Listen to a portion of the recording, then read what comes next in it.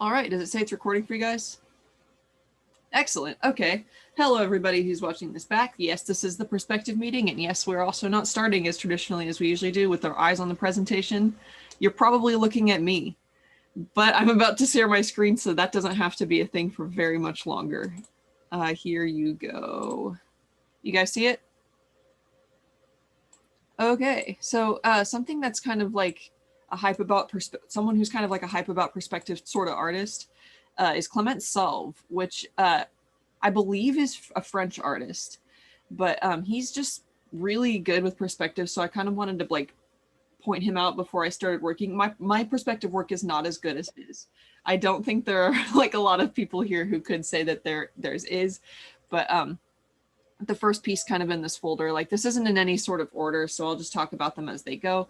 But this first piece does have a little bit of subtle perspective here, but you'll come to see some other works throughout here that are way more intricate. This is another kind of an example of subtle, but when you have focus on a panel, it's important to just like kind of decide how you want to use perspective accordingly in a way that's not distracting and in a way that kind of benefits the storytelling. So in this one, like it really wouldn't make sense to do like a crazy downshot 3-point perspective sort of ordeal as much as the simple thing so it can fixate on this engine. However, also all of the stuff in the engine and stuff is in perspective, and I just think that that's really cool that he's integrated into the prop so much.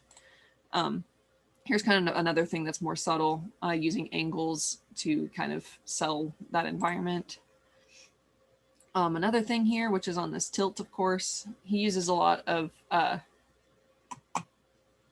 what's it called? Canted angles. Canted angles. Isn't there another word for that? Dutch. Yeah, Dutch angle. And Dutch angle. Dutch angle? That's it? Okay. Sorry. I don't know. That just like left my mind for a moment. But canted angels. Bear with me today. Canted angles or Dutch angles, which are usually made for like more action, but I think he uses them more so to emphasize the perspective work he does do. I really like this one, which is just kind of a more simple sketch, but it is in like this 3-point downward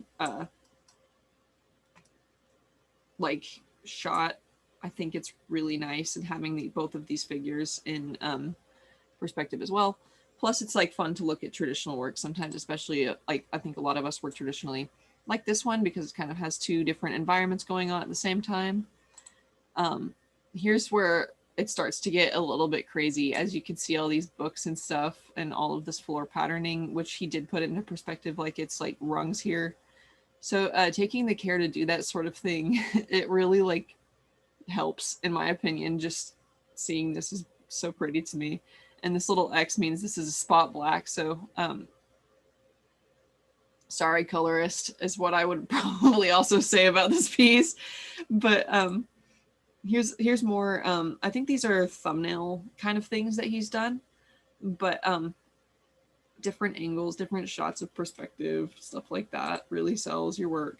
But something else I wanted to talk about with him in particular that I think is really significant is how he puts characters in perspectives, even if he's drawing just flat like pinups of them. You can see his. I think what he did was he would work on the back of the page and then like use a light box to look through it, so that he would always have his perspective lines and sketches that were like rough on the back, and then it was flipped and he would just ink directly over this. So this is kind of like both sides of the page, and this is how a lot of people work, I believe. It's something that Atkins introduced to us as a concept, and it's something that I used in my freshman year a lot, but it confused so many professors when I would check in with them and stuff, so I do that a lot less now. But drawing on the back of the page with all your perspective lines and your pencils, like if your brain works to draw in reverse, it is something that can help you get all of these angles in here. But he draws out his grids so that he can place feet in perspective and really like show that character in a sense of space. I have a few more in here later on that I'll show you as well that have like more complex feet than this too. But yeah, this is kind of a crazy 3-point thing as well. This really benefits later in my presentation when I'm talking about what 3-point perspective is used for. So I'll just like let you guys know here, it's often used to either show up like the background in an establishing shot most of the time, or it can be used like here to show this dynamic action of falling. You can use this to, if you reverse it and go from the top up, it's used, you can use it to make a character feel small and look up. So this is a good example of a successful usage of using 3-point that doesn't feel like it's just useless, because a lot of the time like there's not a purpose to use this huge 3-point perspective shot, especially since I think a lot of people here probably do a little bit more mundane stuff than just straight up superheroes and jumping around. Here's some of his prop work. I like this because it reminds me of Low using boxes to make things, because these all look like they did come from boxes pretty, like, you can see it pretty easily how these would come from boxes. And boxes make perspective way easier to use. This is some pencils for that from that page earlier that was colored, that had like 2 separate environments. A couple more thumbnails. More characters in perspective, which I just think is nice. And this is also something that a lot of editors look for on portfolios, by the way. So if you did have like a character design portfolio or something of the sort, having your character's feet placed in perspective is something that's important to them often. That's just a page with the pinup. More character work, page, etc.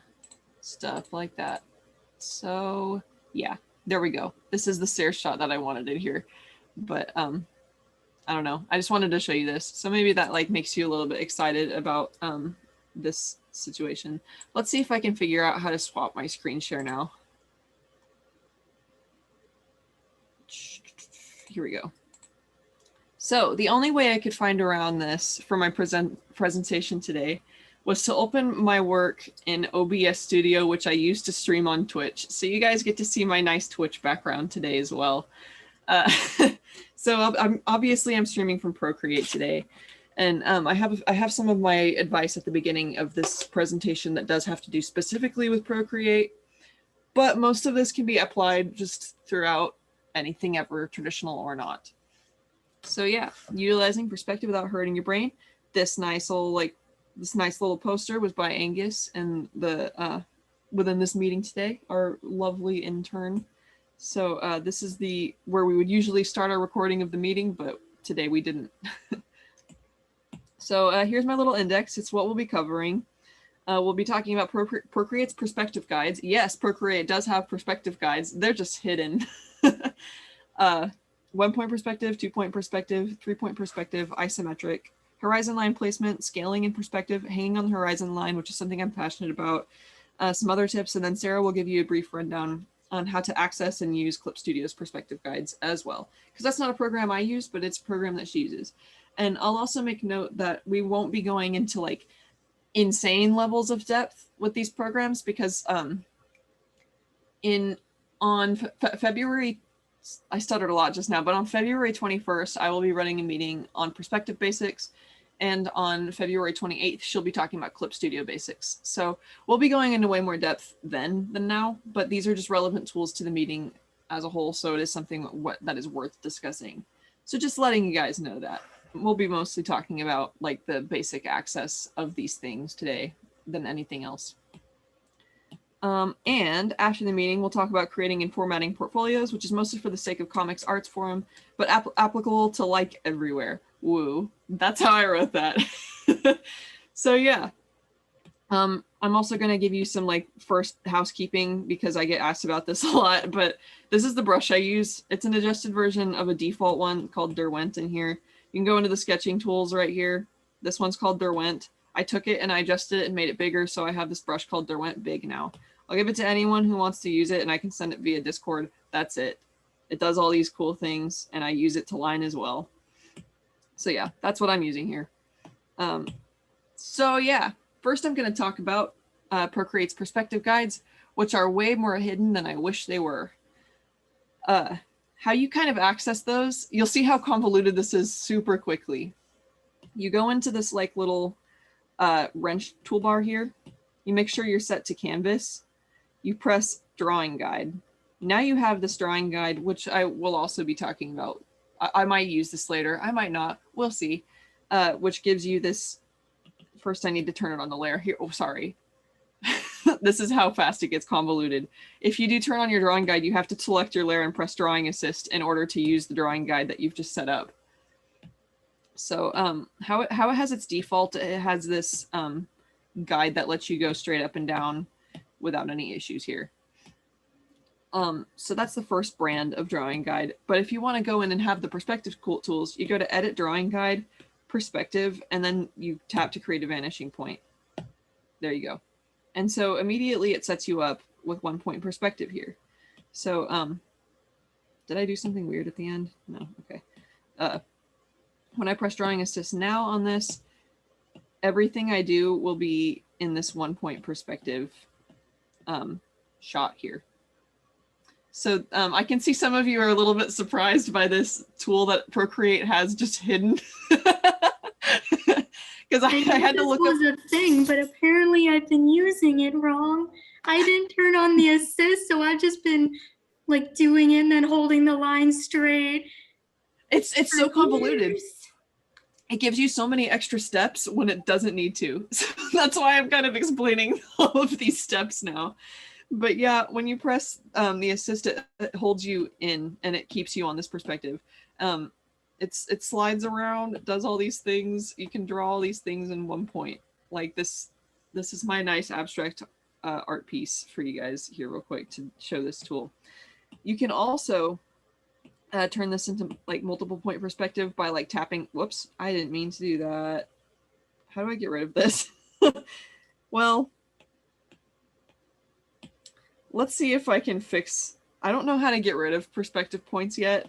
So that kind of adds to the mystique of just generally Procreate making things hard for you. Does anybody know how to delete points like that? Never mind. I figured it out really quickly. But when you tap on this line, I don't know if you tap or double tap, you get a second point. So one thing I would like to talk about while I have the screen up is just like how point placement, like vanishing point placement, can kind of function for you. The closer your two vanishing points are together, the crazier it's gonna get quickly.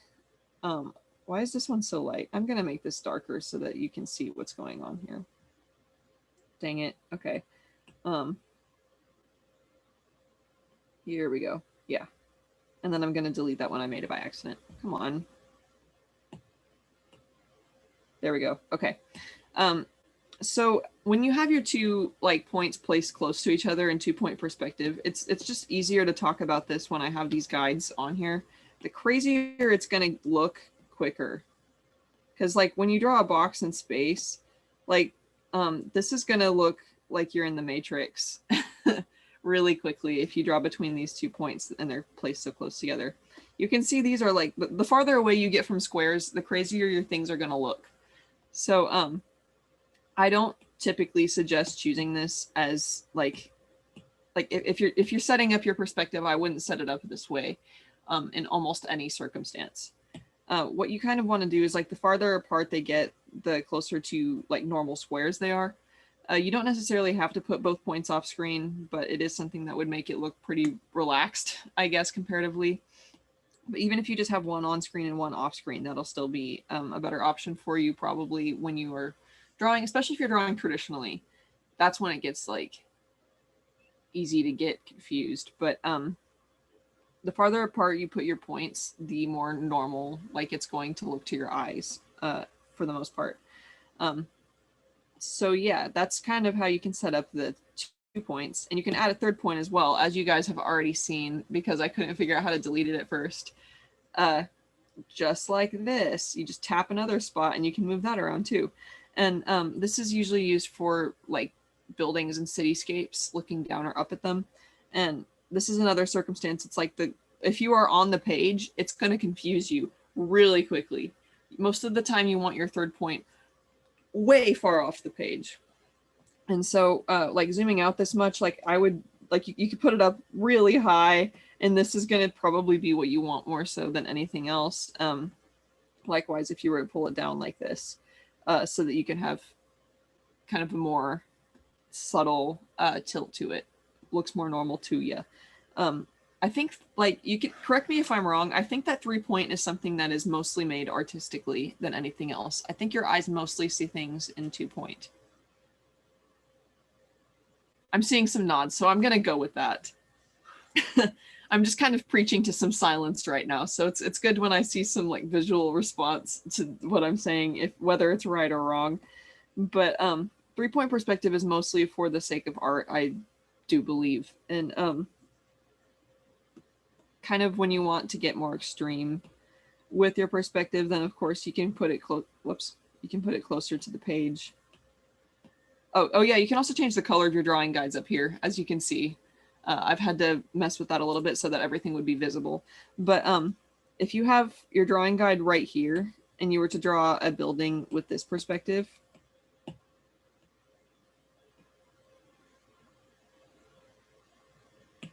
it doesn't always like me.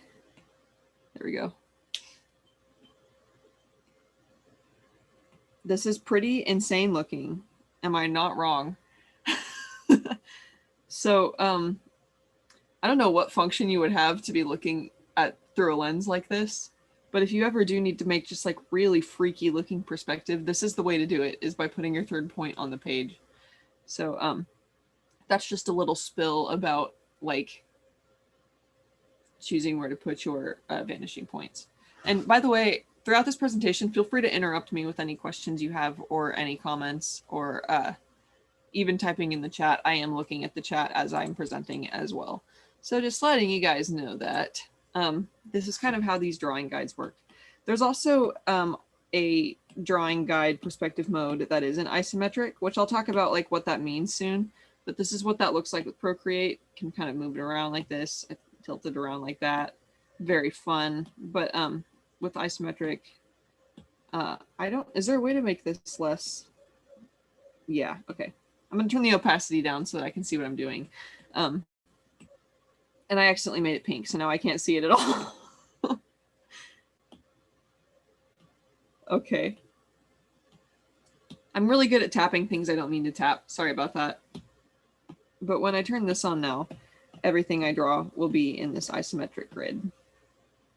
So that's really fun too, if you want to do just a bunch of little buildings down here, stuff like that. Lowe's Environments, Props, and Structures class has you work in isometric quite a bit. So this is a really like helpful tool for like all of that. He also gives you a lot of printable guides, I believe. So save those. I will say that if whenever you're taking that class, save all those diagrams, because you never know when you're going to need them in the future. Whether you're a traditional artist or a digital artist, like just kind of hold on to them. It's good to hoard the tools that your professors give you, because I have all of those diagrams still too. Did you want to say something, Sarah? Yeah, I was just going to say, Lo was just telling us, you know, last quarter or last year, Jorge Corona was the mentor, and he came in and he had been a student of Lo's a while ago. And he was like, you know, Lo, you gave us all of those grids and I wish I had downloaded them because I didn't, and I didn't keep them and I missed them. Can you give me those grids now? Yeah, exactly. Yeah. Yeah, so there's a testament immediately. It's like the other class I recommend downloading almost everything from is Survey for Sequential Art, because it's just cool stuff. But yeah, download those guides for sure. And if you did not download those guides and you've already been through that class, ask me, because I downloaded them. So yeah, keep them. And that's kind of how you turn these things on for Procreate. So where are we here? Yes. Oh yeah. I guess I'll also just tell you about like the other guide options it has, because like it also has a symmetry thing, which I've only used once when I was making a logo, I think.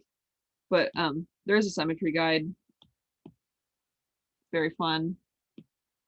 Draw that looks like boobs. But here, this is my attempt at a really great awful star. Sorry about that for everyone on the recording as well.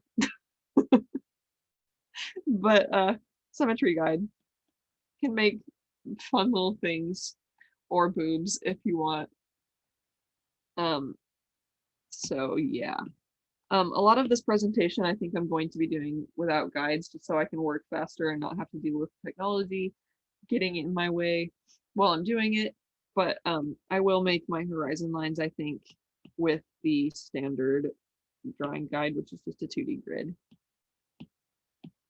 So yeah, does anyone have any questions pertaining to Procreate's little tools here? I think you used to have to pay for these, but now you don't, so that's cool. Cool, cool, cool. So I'm gonna go into 1 and I'm also gonna just like, I want to have this drawing guide on, but I don't want to see it this dark, so I'm gonna make it like blue and a little bit lighter for myself. There we go. Okay. Also, I think if you have a drawing guide on and you export it, I don't know if it shows up in it. Does anybody know if it does? I know it doesn't in Clip Studio, so I would assume that it also would not in Procreate. I can test that real quick, I guess. Let's see. You guys are gonna see things here real quick. It doesn't. Okay, confirmed. If you draw, what just happened to my screen? Did it get small for you guys? What is happening?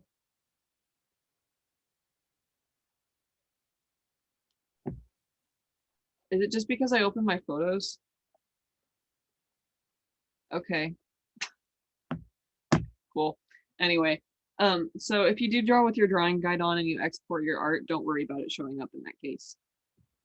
Didn't know that before because I usually turn it off, but yeah, I will talk about 1 now for you.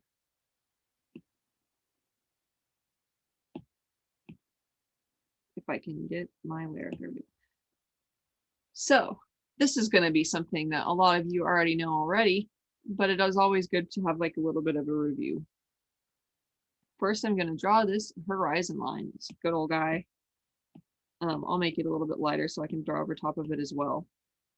You take your horizon line, you find a point here, you make it. Very cool and fun. Another tool of Procreate's is that if you draw a line and hold it down, it will become a straight line. This is also something I use a lot. So any line you do that is straight that you want in perspective, you always make connected to this point. If you were to draw a box in space like this, or the good old-fashioned road thing, it would kind of look this way. I'm gonna like set up another layer that's just always on assist. Very fun. Look at that, guys. That's pretty cool. I don't know about you, but it's kind of crazy seeing this box in space. Bet you guys have never seen this happen before. Wow. So that's kind of how 1 perspective works, but this is something that you can take really far. And one example of this, which I would opt to not talk about if I could, but I am going to talk about him. So like when I say this artist, I don't really personally recommend supporting his work just because of how he's been as a person, but he is really good at utilizing 1 perspective just for everything he does. Sean Gordon Murphy, he's also a SCAD grad, but he's just kind of a jerk like as a person. And I think he's done stuff that's like, he did stuff associated with Comicsgate, which is not good. So don't like support his work so much as you just Google it and you're like, ah, I see. So yeah. And if you don't know what Comicsgate is, it's kind of a it was kind of created as a pushback to what they refer to as SJW art. Anything that's got any sort of race representation or gender representation that is not like a cis white man. So Sean Gordon Murphy was kind of involved in that sort of stuff. So overall, I wouldn't recommend supporting him as much as just Googling his work, like I said. But with his environments, you can see like that he uses 1 perspective almost everywhere. It's fast, it's easy. Technically, why we wouldn't see anything almost ever in 1 perspective in real life. But as long as it looks right, that it is right with art. That's the biggest lesson here. I will also say is if it looks right, it is right. But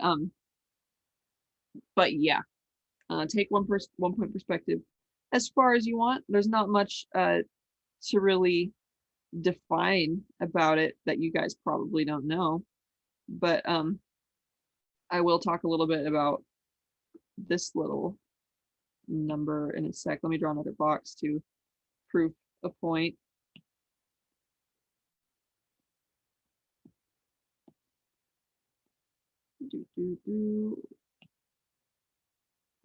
Sometimes I draw things and they don't work, and that's just kind of how perspective in art is.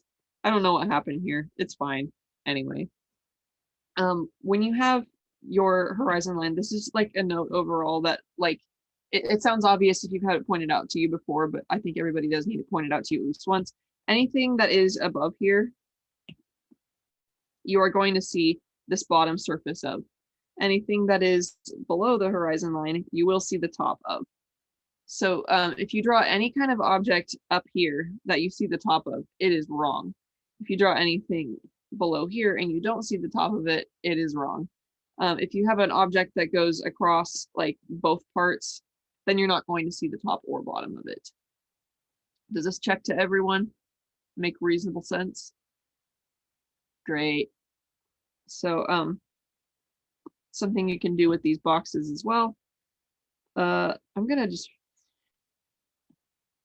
make that not there. Cool. Is if you don't want to just fill your space with boxes and instead want to fill it with objects, you can place things in these boxes and carve things out, or just draw them in there, and you can create objects in space. Someone want to give me an object I can draw in this tallish box? A candy shop. A whole shop? I just had a No, prop. okay. Not like a bubblegum ball dispenser then. That was literally what I was about to say. Okay, cool. Bubblegum machine. I'm like, can you prompt me to draw some art? And Leo's like, recreate the Mona Lisa. I'm sorry. Whenever I see 1 point perspective, I always think like big outside establishing shot. That's just where my brain goes. I don't know why. Yeah, it's fine. You just caught me off guard. Okay, so if you were to take this box and want to draw in it anyway, if you just fit your object inside, I think it's kind of a strange thing to choose something that's kind of round, I guess, up front, but it still works. So if you were to just fit your object in here and kind of have the same amount of surface visible, I'm just doing this based on what I remember a bubblegum machine looks like, so I don't know. But as long as you sort of fit it within this box and keep it with the same vanishing point with everything inside it, like I have this kind of thing, this would fit into a square that would vanish up here, then you will have an object that kind of sells itself in space. I don't even know if this reads as a bubblegum dispenser, but the point is there.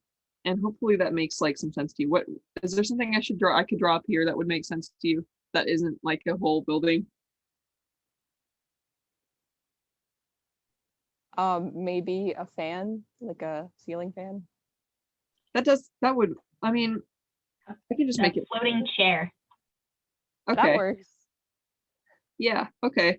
With the shape of this box, it might be a little strange, but I I can do it from like a top-down perspective. Like if you were to draw a floating chair up here, then what I would do is kind of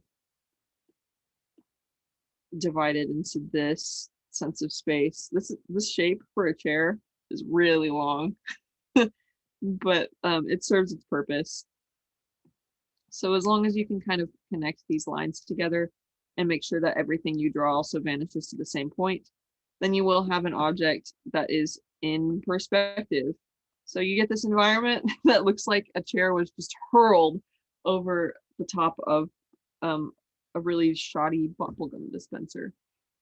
So yeah, that's 1 point that most of you already understood, but I was reiterating either way. This is usable for a lot of backgrounds that like you don't have to go in and do complicated 2 point or 3 point perspective all the time, especially if you're like just drawing a small background in one comic panel. Don't invest your time in places that it doesn't need to be invested, I will say. So using 1 point is going to be helpful with all of that. Does anyone have any questions before I go into 2 point? Okie dokie.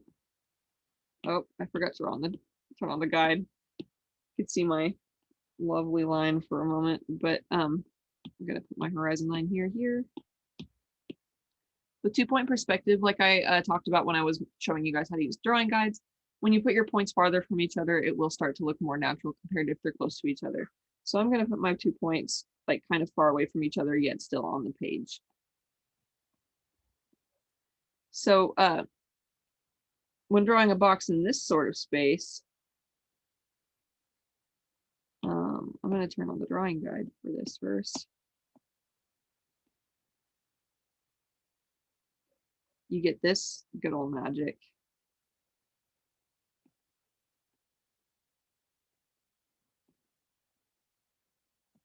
And so now you have another box right over here.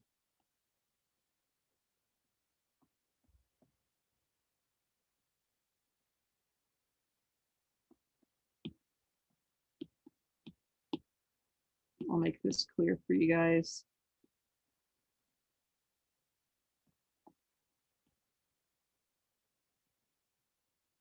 I feel weird that there's just dead silence. Usually people are just kind of like commenting or chatting about things quietly during meetings. And so right now I just feel like I am hosting a yoga class or something. I feel like it's because people need to use every brain cell when they're trying to understand perspective. So I cannot compute.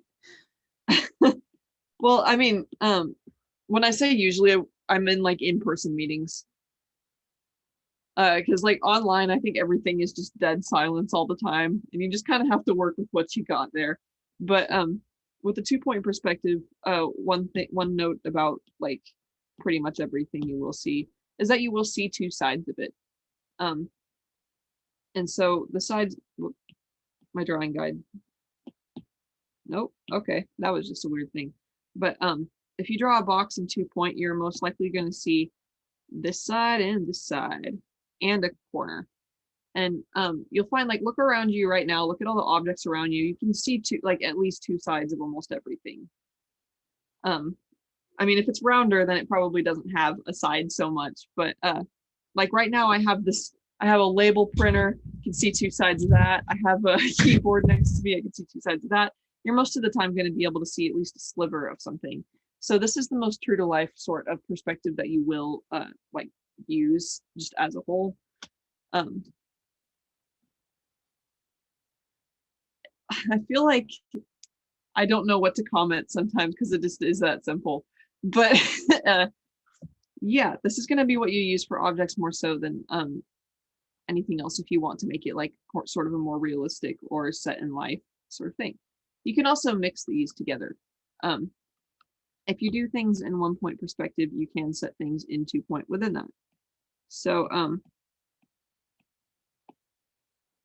it's good if you have an environment. This is where we're going to start getting a little bit more complicated just in concept.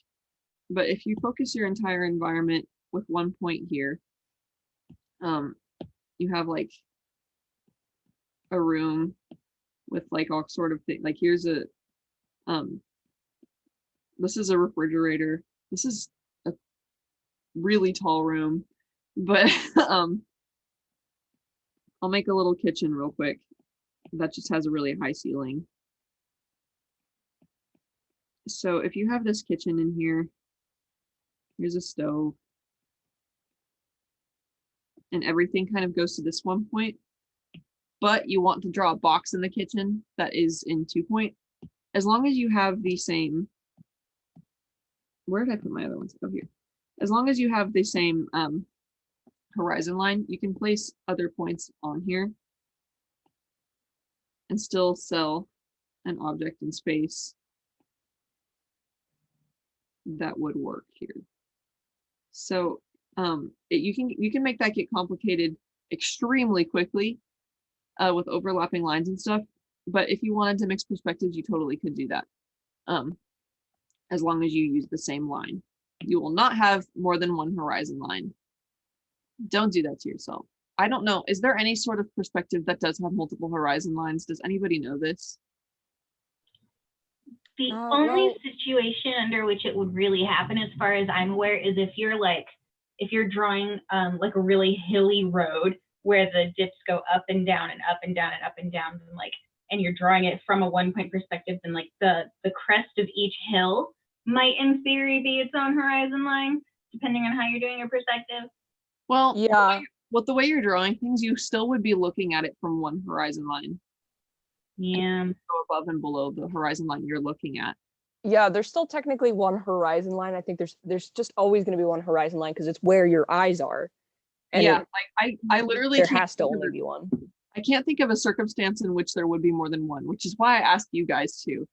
But I was gonna say the hilly thing is like it's not more than one horizon line, but you have to use more than one horizontal line as reference because of all the hills. Like I've drawn San Francisco before, and you definitely need a few horizontal lines doing I'll it. actually draw like an example that utilizes that real quick for you guys. So if you were to draw like some hills that were pretty steep, and you had them at this horizon line, like let's say you're standing on one right here. So this is like the hill you're standing on. You could put it in a box like this. So actually I'm just gonna put a little guy on here, and this is where he'll be standing. So you've got this hill right here, and then there's another hill that can fit into another box. Oh, I'll make this actually in perspective instead of just my like shoddy version. This is our vanishing point. So if we were to do another hill that this kind of leads into, it would also fit into a box right here. And then you could put the ground down here, and so your hill would kind of be like this, and then this one would merge into that, and you can kind of keep going like this. So technically, while there are multiple like levels that you would be standing on, it still would be all on one horizon line, because that would be where your eye level is. So here, let's pretend that we're on a hill and we're just looking at all these other guys who are also standing on hills in front of you. I don't know like what circumstance would put you in this position, but this is kind of how it would work if you did have multiple ground levels. Like this could be that hill's ground like here. So this is our nice grassy area. One thing about this though is the overall like absolute ground line would be this, because you'll find if you go outside and just stare forward, your eye level is going to hit where you see the ground end in the distance. So if you wanted to keep going, it probably would end up having a hill going over this, or wait, no, it wouldn't, because we're standing on it. So the hill would actually end always below the horizon line if we're above that. I almost like gave you guys really bad advice. I'm sorry. Unless there was just a mountain at the end, then it would go above here. So anything that would reach above your eye level would still be up here, and anything that remains at your eyes or below from this position would go below. So that's kind of how it would work with this hill thing. And it would work in a similar way if we wanted to do it above. Like if you were looking up at people on hills, then you could make boxes that descend into space like this and stick hills in them. Like, here we go. This dome, this looks like Patrick from SpongeBob's house, but it's this is a hill, trust me. You could kind of continue that way. If you wanted to see more than one hill, you would probably put it like to the side more so, but it would work in the same way really. But yeah, it would still be one horizon line even if you had multiple levels of things. I guess that stairs example would be a good example for this as well, because if you were on the first floor, but you could see like the stairs leading up to the second story banister here.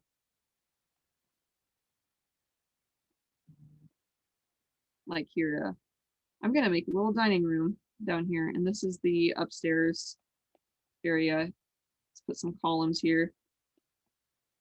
This is fancy.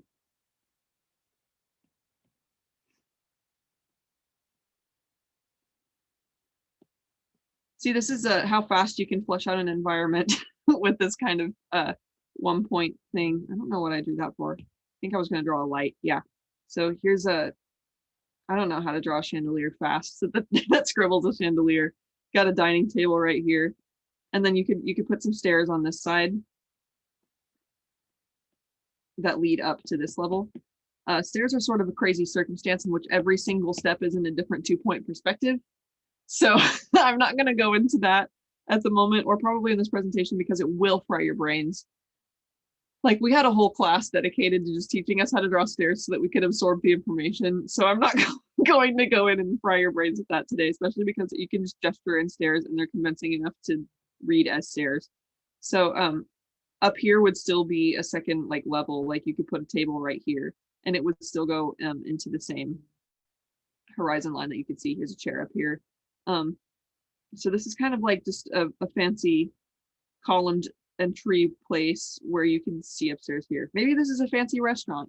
You could do a lot of things with this, really. But yeah, basically multiple levels will still use the same vanishing points and horizon line. Does anybody have any questions like with that on 2-point, or like sharing 1 and 2-point perspective?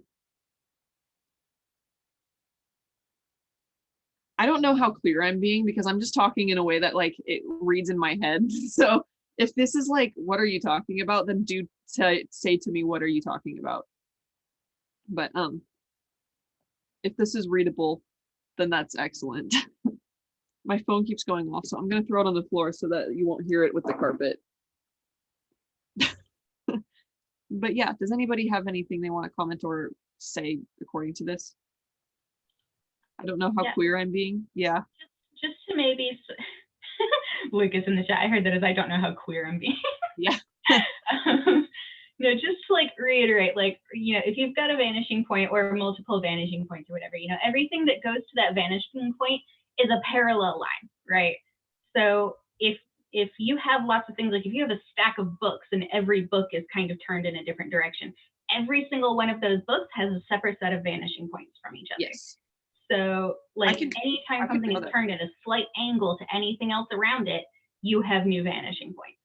So like if you're in a classroom and you're looking at rows of desks and all the desks are perfectly lined up, right? Then they would all go to the same 1 or 2 vanishing points, depending on what form of perspective you're using. But if you take one of those desks and you turn it, suddenly that desk has its own 2 vanishing points. And if you take another desk and you turn it at a different angle, that has its own 2 vanishing points. Yes, I'm gonna like show that book example real quick here. Yeah, because that was a good like example that you just mentioned. So I'm gonna take advantage of what you just said. So if I wanted to have a couple books here, I guess I'll just work with what I've got, this amount of canvas space. I should draw this smaller. That's a better way to go about this. I was about to just really have a bad time. I'm gonna give myself a better time and draw this much smaller than I'm doing it right now. So if you were to draw this kind of stack of books, I'm just gonna be like penciling this in. You would probably like draw your lines all the way out to make sure it's more precise if you did want this to be precise. But for the sake of time, I am just kind of gesturing in how I see them going to each horizon line. So this first set of vanishing points is going to be this red book on the bottom. And then if I were to stack another book on top that was blue, and I wanted to like turn it a bit, then you could use these 2 vanishing points. Kind of gesture it in to go to that one. And it would be a bit more tilted.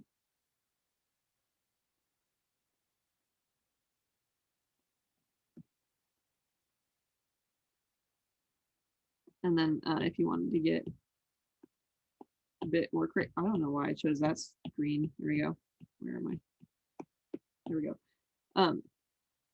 And then I could put one in 1 point right here.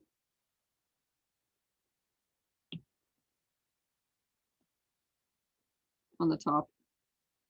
And you could sort of be doing that and have all of these books to slightly different angles. Every single one of them would have different vanishing points. And this is kind of the same way that stairs work, especially if they're turned stairs. So again, I'm not going to go into depth on stairs because that will fry your brains.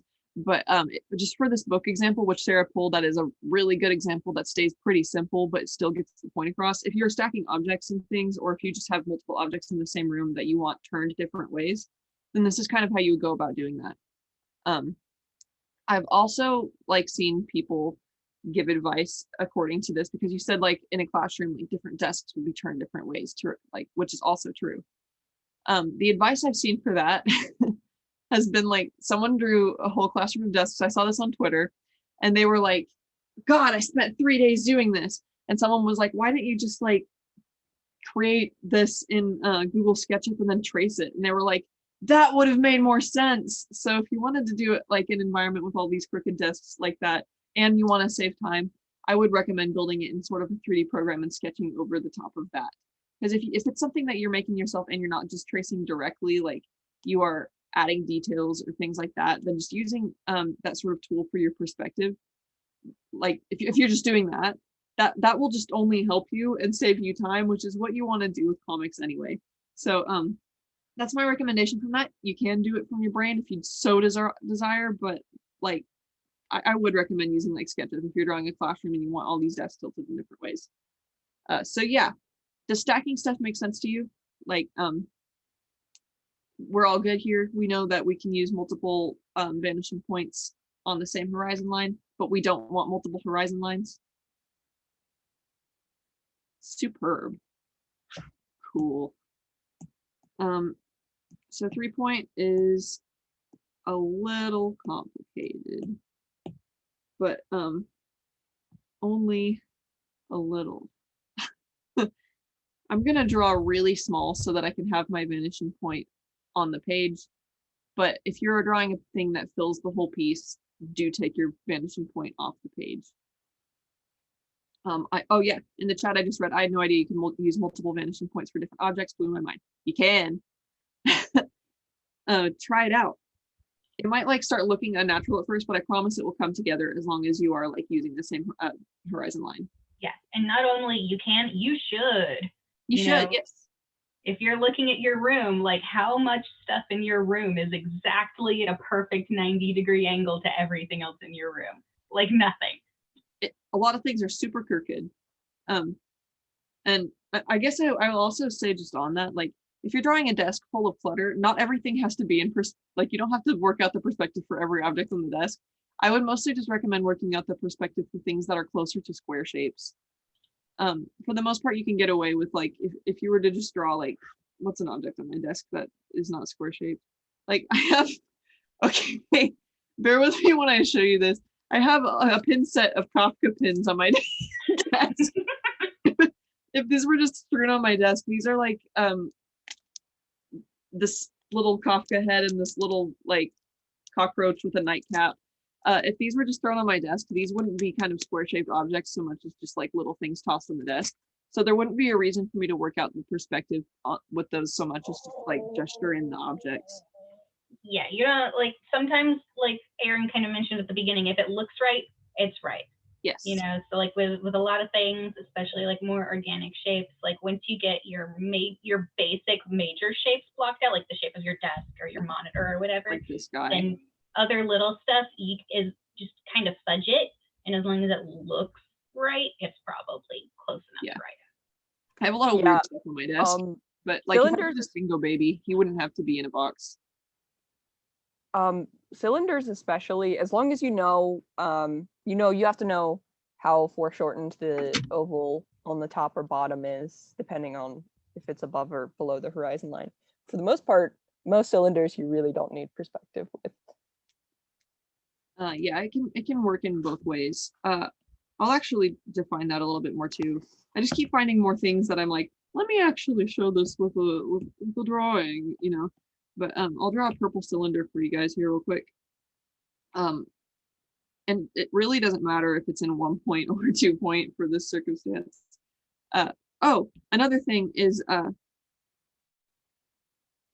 don't think that you could have, I don't think you can you have multiple 1 point perspective things in one piece?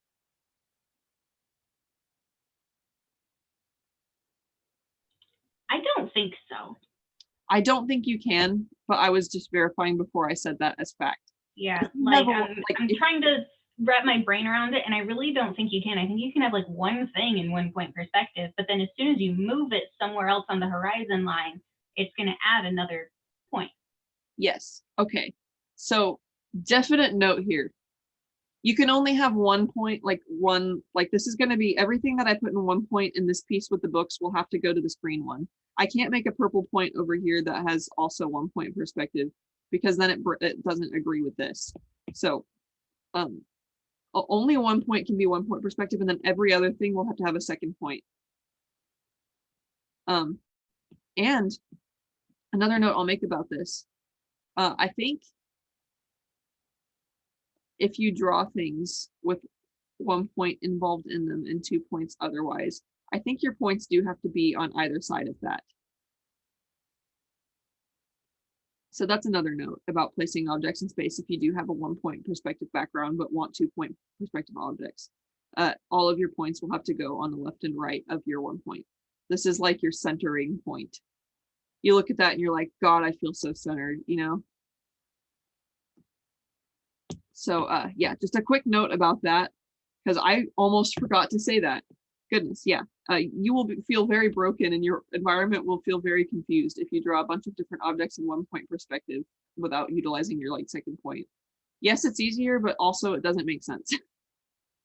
So yeah, that's a thing. But if you were to draw a cylinder in space, that I'll just put in 1 point because it doesn't really matter that much when it gets round anyway for this circumstance.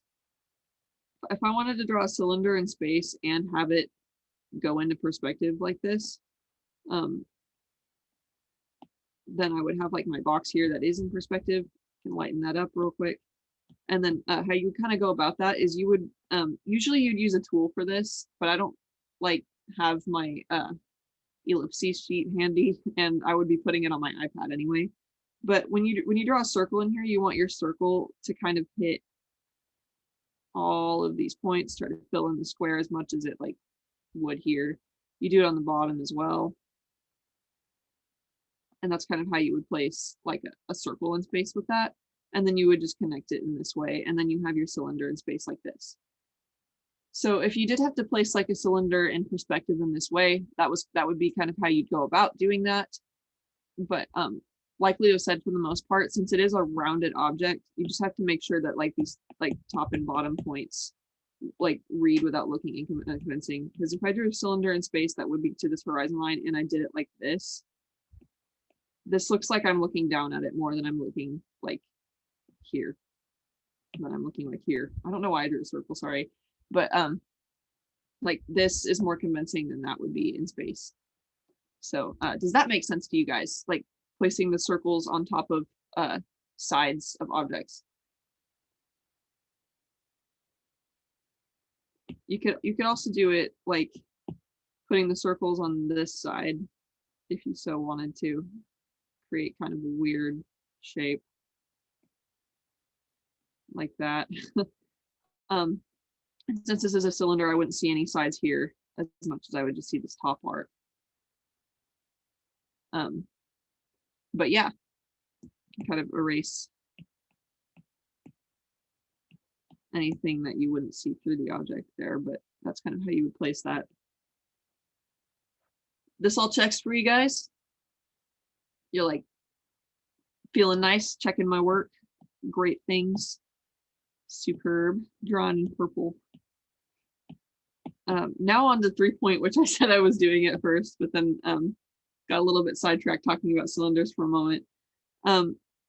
With 3 point here, I'm going to draw really small so that I can keep my points on the page and you can see like what I'm doing. But like I said at the beginning of the meeting, you are going to want this to be really far off your page.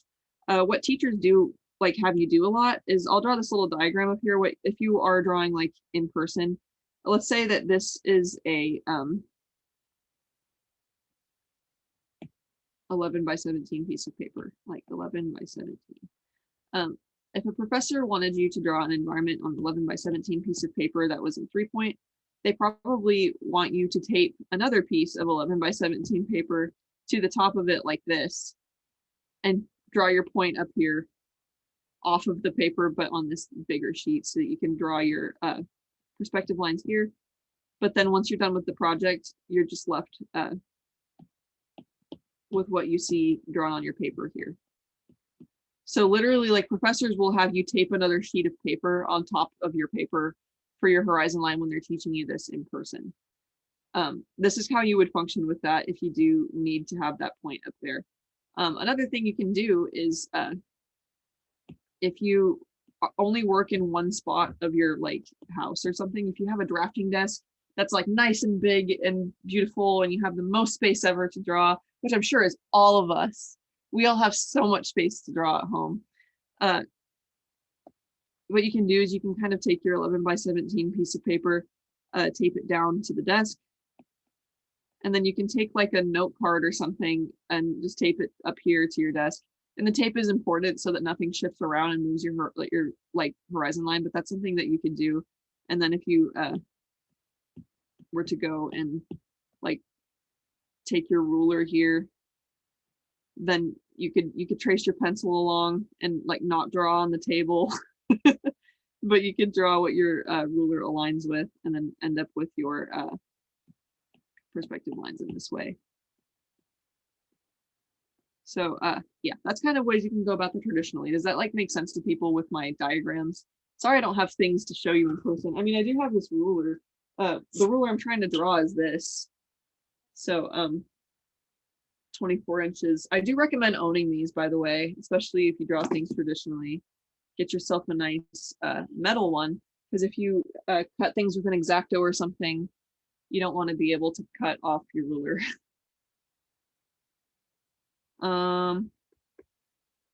Oh yeah, B also said last quarter you guys discussed building an angled wooden desk for drawing, and I actually built it. When I do 3-point, I just pencil the 3rd point onto the desk. Yeah, if it's your property, you can draw on it. Like no one's gonna tell you no. And that was all on Leo, I think, because Leo built an angled desk thing. Yeah, boy. Yeah, so inspo, draw on your desk. Yeah, if it's really, you can rub off graphite really easy too with either water or just your hand. I've done that before. So it's also not unless you're using a pen, it's not going to be permanent. Yeah, and then if a lot of us have been to SCAD, it's weird for me to say this, but some of you probably haven't been there yet, but there are desks at Heyman, like tables at Heyman's that are covered in paper. Just saying. As long as you take your page down and aren't moving it. And by the way, when I say tape, you should use like masking tape, drafting tape, not like Scotch tape. This is all just around me. But don't use like Scotch tape because that'll rip up your page. And if you do use masking tape, what I do recommend is when you rip it off, in order to make it like drafting tape where it probably won't rip your page, take it and do this on your clothes. And then when it has like a little bit of fuzzy, then you can tape it down like that, and then that'll prevent it from ripping up your page so much. It's good to do that on jeans, but I'm not actually wearing jeans right now. I'm wearing pajama pants. And I think another good solution to that a lot of the time is like washi tape. I think some of you might have some fun washi tape. That's usually not like something that'll rip up your paper when you take it off. So yeah, these are my suggestions on setting up your paper for 3-point perspective. But for the purposes of this, we're going to pretend that the drawing area is much smaller than it is. So in the spirit of these like fake papers, my fake paper is going to be this size. So this is my drawing area right now. What I'm going to do is I'm actually going to make this smaller just so that I can get more extreme. This is my new drawing area with adjustment. On this drawing area, I'm going to place my horizon line right here. And then I'm going to put my vanishing points right here. I'll put this one on the page. And then I'll put my final one up here. So I'm going to be looking up at buildings rather than down at them. These sort of function as though you would be doing 2-point, but instead of going straight up and down like you would in a normal 2-point perspective thing, all of your lines are going to be tilted towards this. So all of your sideways like lines are going to be angled toward these two. normal. I'm gonna actually draw this less centered. There we go. So like normal, you would do this with these lines. However, instead of going straight down, what I am going to do is I'm going to take this line, and that's going to be my new like vertical. So you get some kind of like crazy stuff going on here with your like squares. But this is how you would kind of view this building in this sort of perspective. Which again, looks bonkers bananas because it's I didn't make the line go quite as high up as it could. And this is why like your professors will have you tape an entire sheet of 11 by 17 paper up here so that you can put your horizon line up at the, or your vanishing point way up at the top. So does that like make sense to you guys that when you take this and like make your vertical lines, all of them go up to this way? Because when you draw on 3-point, you're never going to have like a straight up and down line that isn't directly beneath this vanishing point.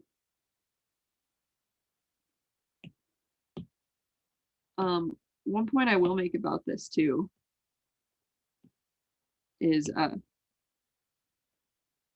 the way that you can kind of use this in your environments is yeah, okay. If I'm going to be looking below at things like this,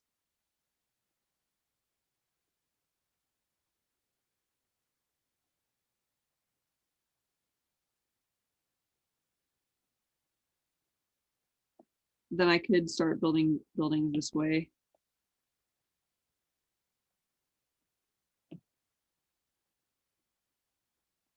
This is again my awkward silence moment, but I just need to draw this diagram.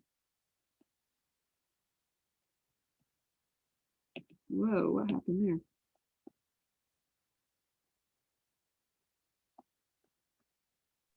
there? Just to say real quick, well, I don't, before I didn't have my images up, but whoever said that they made the angled desk, good on you. I'm glad to hear that somebody went and did it. Is it working well for you?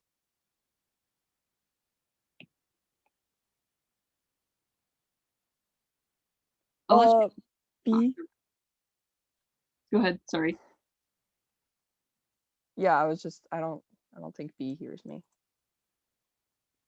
But I'll just put that question in the chat. They said, yeah, it's been alleviating my back problems and super convenient.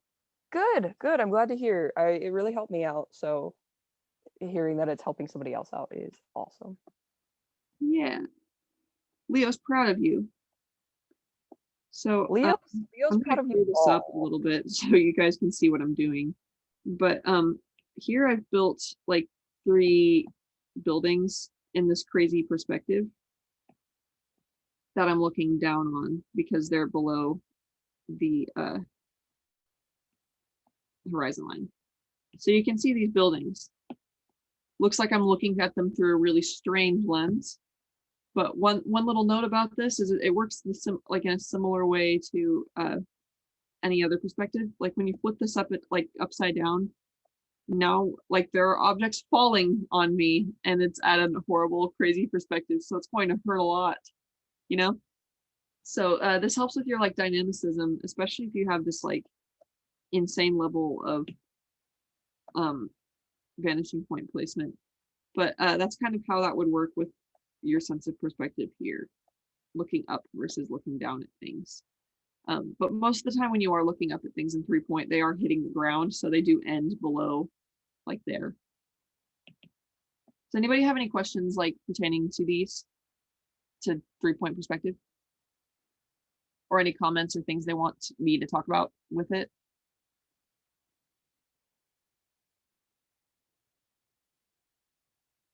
All right.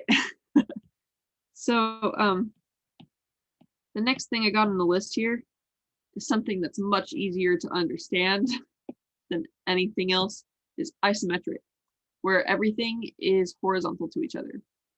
So when you build a isometric, like when you build anything in isometric perspective, You don't have any vanishing points. You just have parallel lines. So if you were to have like a building that has this sort, I'm gonna just turn the diagram back on so that I don't have to draw this out so much. Isometric guide. There we go. So with this isometric guide, these are the only lines that you'll be using, and they're all parallel to each other. None of your lines are going to hit each other if they are vanishing to the same area. Like if you were to build a building here, I forgot to turn on the drawing assist. There you go. If you were to do some group of buildings here that are all just tiny little buildings, then you would make them all vanish at the same place like this. And a lot of video games use this, by the way, and a lot of like artists who want to just build like cute little tiny towns and stuff like that.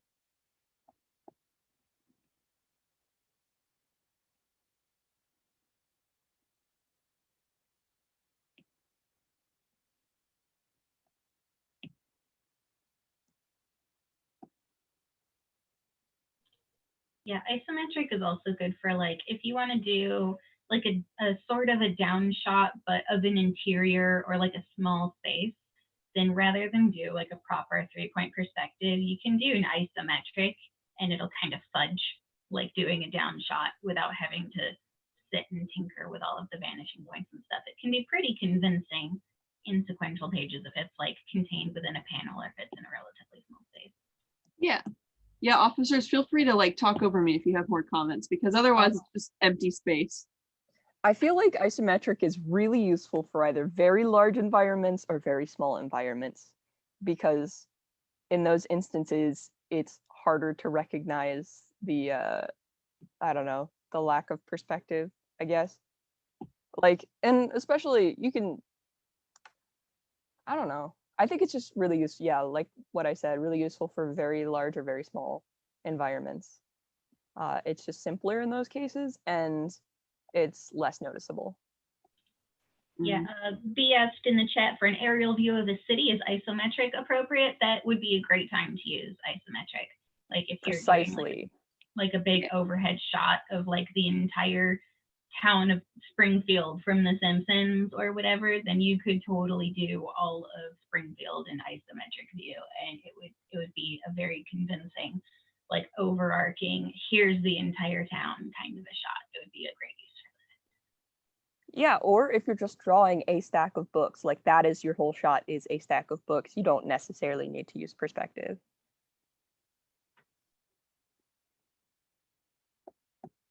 So I'm not going to fill out all these houses in this way, but I just thought it was worth like doing a little bit so you can kind of visualize this a little bit harder.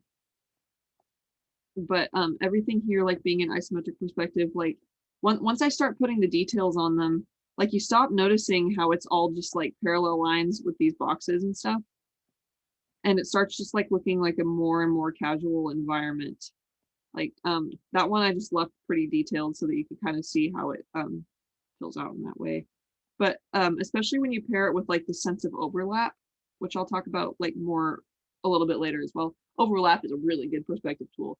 But when you combine it with like that sense of overlap and stuff, if you were to draw just like a group of houses this way, I mean, obviously they're very close together, but maybe this is like an older, like early 19th, 18th century, probably 18th century, like an early 18th century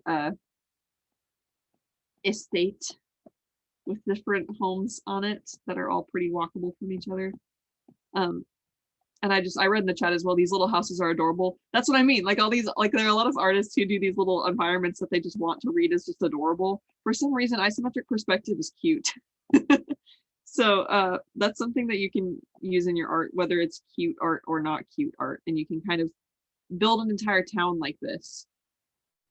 And it's really helpful with that. I didn't mean to make a perfect circle around here. My tool just corrected itself. But sorry, can I interject with something real quick? I just realized that it's really good for enforcing that third person view. Like if you're narrating a story and it's in third person, or narrating your comic and it's in third person, it will be an awesome idea to use isometric. Yeah, because because it kind of makes you feel like you're looking down at some toys. Yeah, it removes almost removes the idea of a viewer. Yeah, Like well, you're just because kind there's of- no horizon line in isometric, so there's no Exactly. eye view level.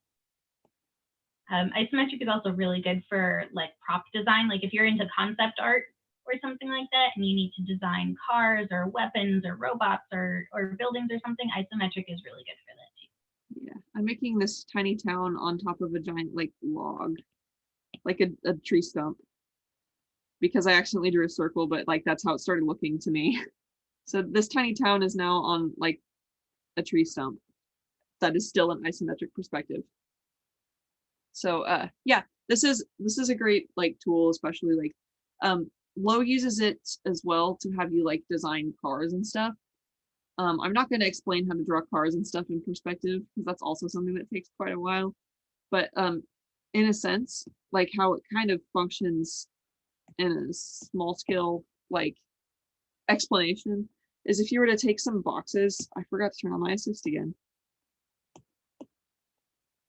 This is why like Maria talked about how I was like shocked that you had to turn on the layer because it doesn't automatically do it for some reason. But if you were to draw like a prop in space and you wanted it to be like, this is ugly. Let me restart. I need to draw with purpose here.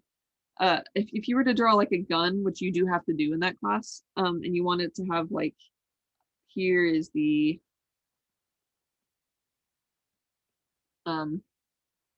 what's the part you hold? The grip. The stock. Either one of those things. So like this would be that, and then if you want like the barrel to be like here, then you could make the barrel connect out here, and then like if you want your trigger to go under here. I'm not saying this is a good gun design, this is just like what I'm explaining on the spot.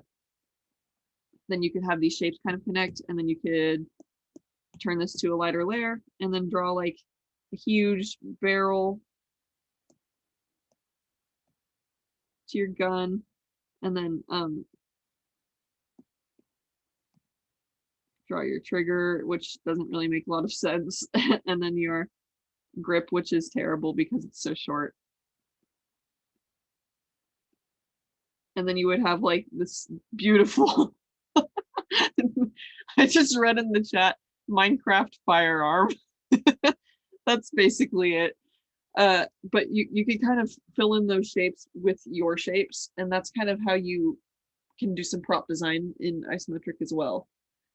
So isometric's great for like aerial views of things, establishing shots that you don't want to like put into crazy 3-point, and they're good for like little prop design stuff. So does anybody have any questions pertaining to isometric perspective?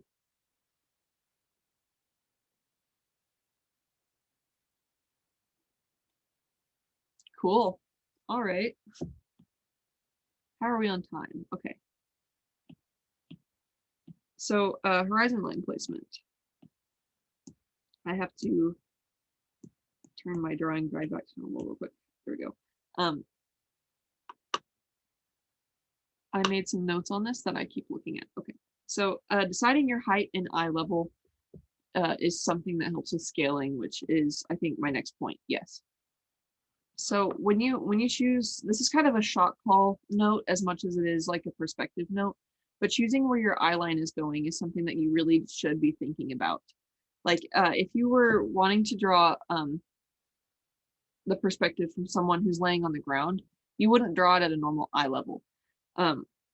Like if they just got stabbed and they're laying there looking up at the person who stabbed them as the person is running away, then your oops, there you go. Then your horizon line probably would be down here where the ground ends, and then the person that you're looking at would be way up here comparatively. Like this is their shoes as they're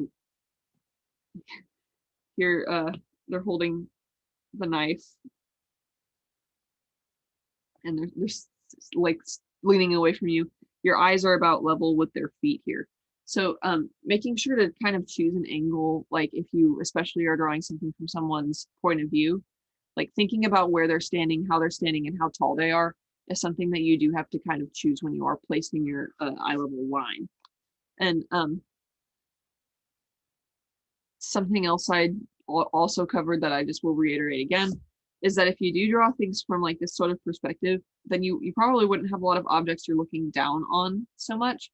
It would probably just be like if there was like some matches that fell on the ground, then those might be short enough where they would go underneath your eye level down here.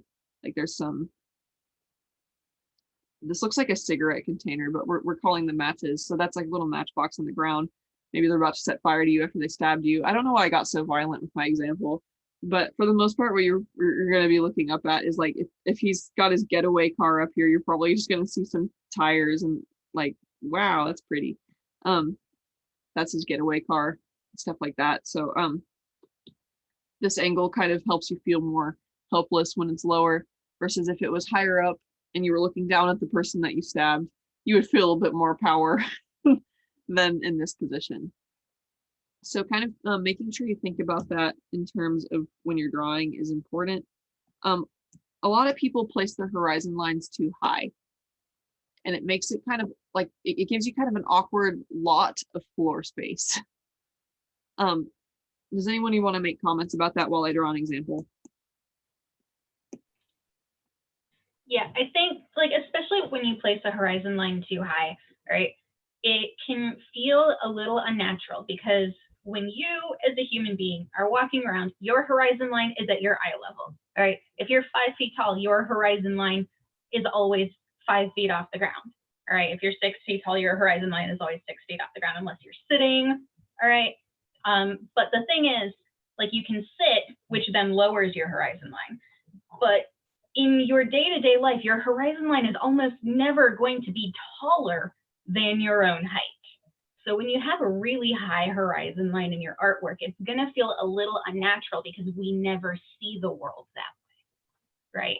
And especially if it's just a little too high, then it's going to feel odd. Like if you make a really deliberately high, like bird's eye view, 3-point perspective thing, then it's like we get that it's a really high angle. But if you put your horizon line at like 10 feet off the ground, it's like, all right, who is viewing the world this way, right? None of us are 10 feet tall.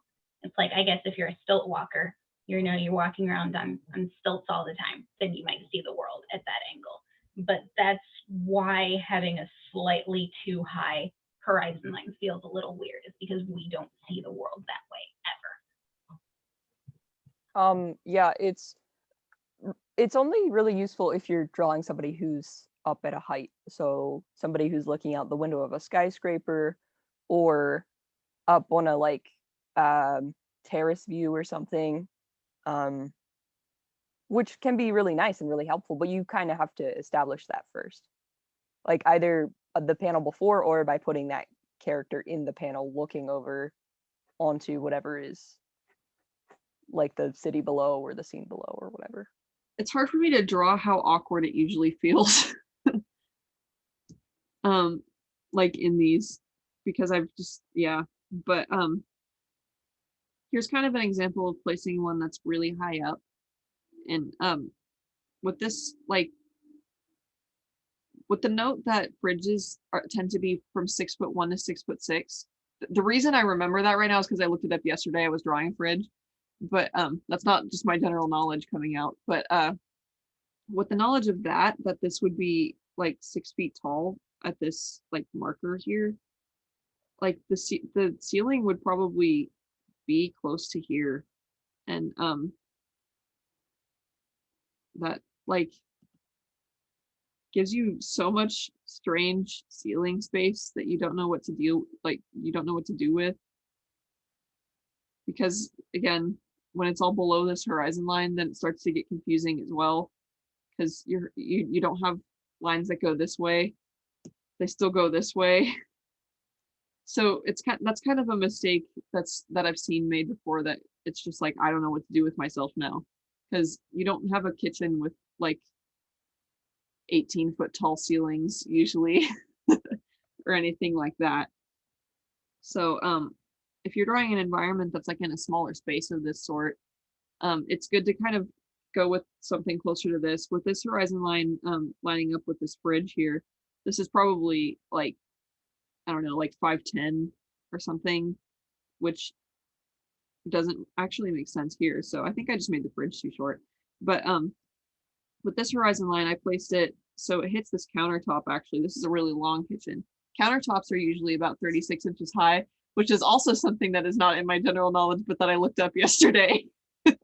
So that's 3 feet. So if this is 3 feet, then your fridge will have to come up and hit like here actually, which I'll talk about scaling in a second. I just wasn't thinking about it yet. So with this 3-foot horizon line, it is a little bit less natural because it is something that's like, people don't tend to view the world this way from 3 feet in the air. So kind of placing that too low is a little bit strange because it looks like you're crouched in the kitchen, but you can use that if you do want to have someone crouched in the kitchen, versus if you put the horizon line this low for a kitchen, and let's say we put the floor here and ended up here, and you have, and that's like 8 feet tall, and this would be like a foot maybe.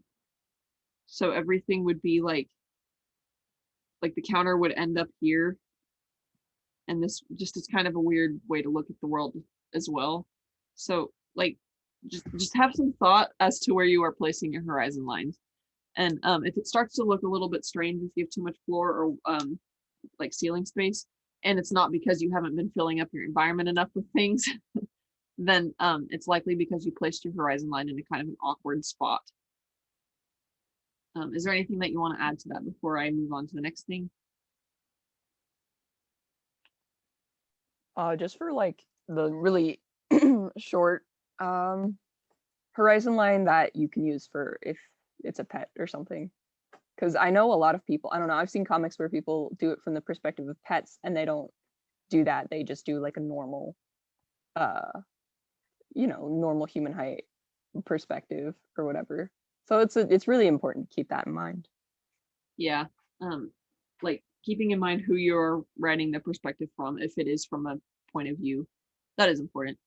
If you have a character who is 5 feet tall talking to someone who's 6 feet tall, the 6-foot person is going to be a little bit higher, which is what I'm going to be talking about in scaling here. So I guess that's my sign to move to the next thing in a way, because these kind of overlap in topics, but scaling in perspective.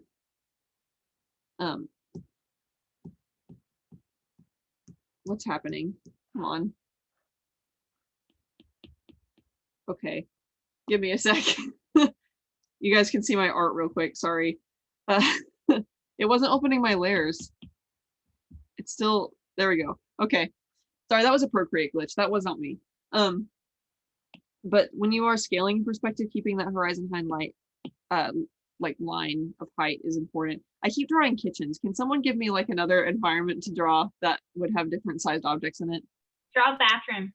A bathroom, okay. So we're going to do a bathroom now. I'm going to first turn on my drawing guide again for these lines. We're going to put the horizon line at about 5 feet tall, I think. And we're going to have, that means it'll probably have more below than it has above. So I'm gonna make that a little bit lower. Here we go. Okay, so that would be about 5 feet tall for an 8-foot ceiling, I think. So it's not that high of ceilings, but it's like reasonable. For a bathroom, you also don't have like, you don't tend to have like vaulted high ceilings either. So I'm going to say that this top part here is 8 foot. And then the bottom part here is 0 feet. The horizon line is 5 feet. So that means like the dividing line here would be about 4. Does anybody have, is anyone able to have like Google open so I can ask you how tall things are? Okay, cool. Yeah, go for it. Okay, so I'm gonna put my, like, I'm just gonna do this in one point here. How tall are showers?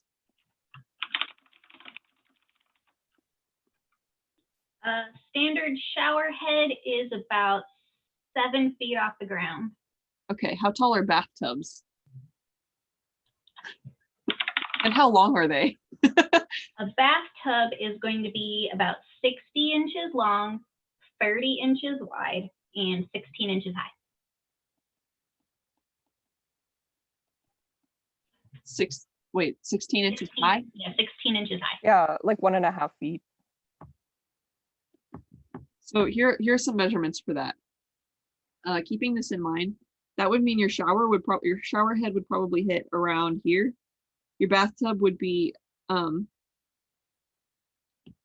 gonna show you like a good manner of figuring out the length real quick. So if you wanted to draw a bathtub, it would probably be like about here to the floor is about 6 feet. So you could take that, you can make your lines, you turn it sideways, and then it fits into your space just the same. So if you're drawing it on this wall, that is, which I am.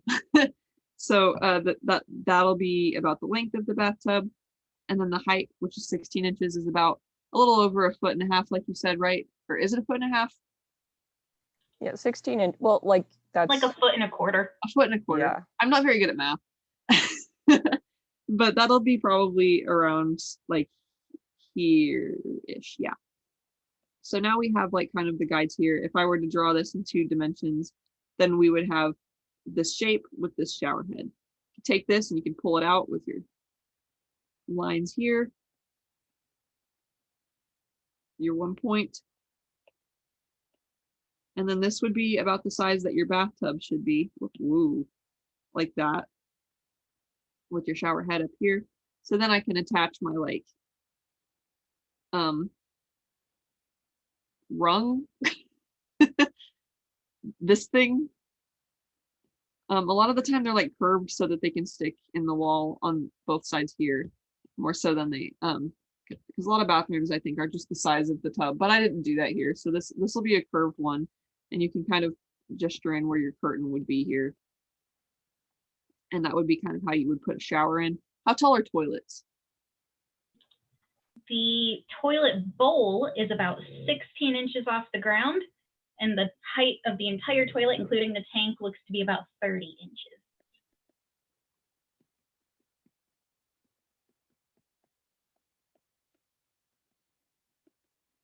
So then we have this nice little, isn't this the funnest art you've ever seen?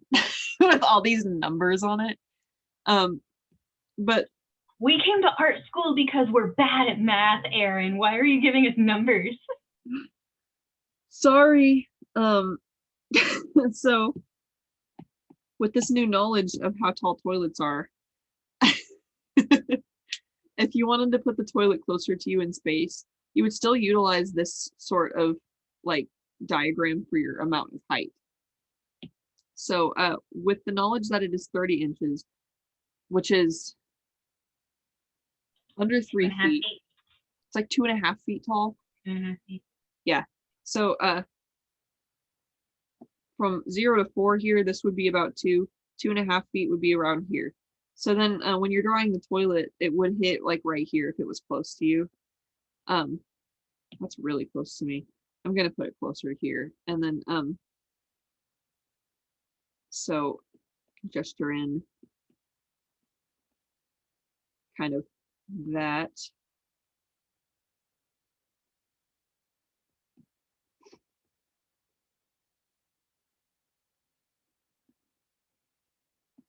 So this would be like the back of the toilet, and then the 16 inches, which is also, again, the same as the tub. So it would actually hit the same line you drew for your tub over here earlier. And we're gonna make sure it doesn't overlap and create a tangent on that. but so you could use your same tub height there.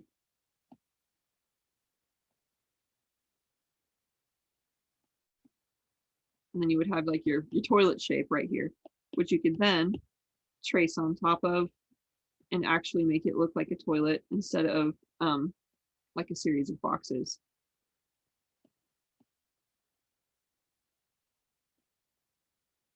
I'm doing this from memory, so like bear with me.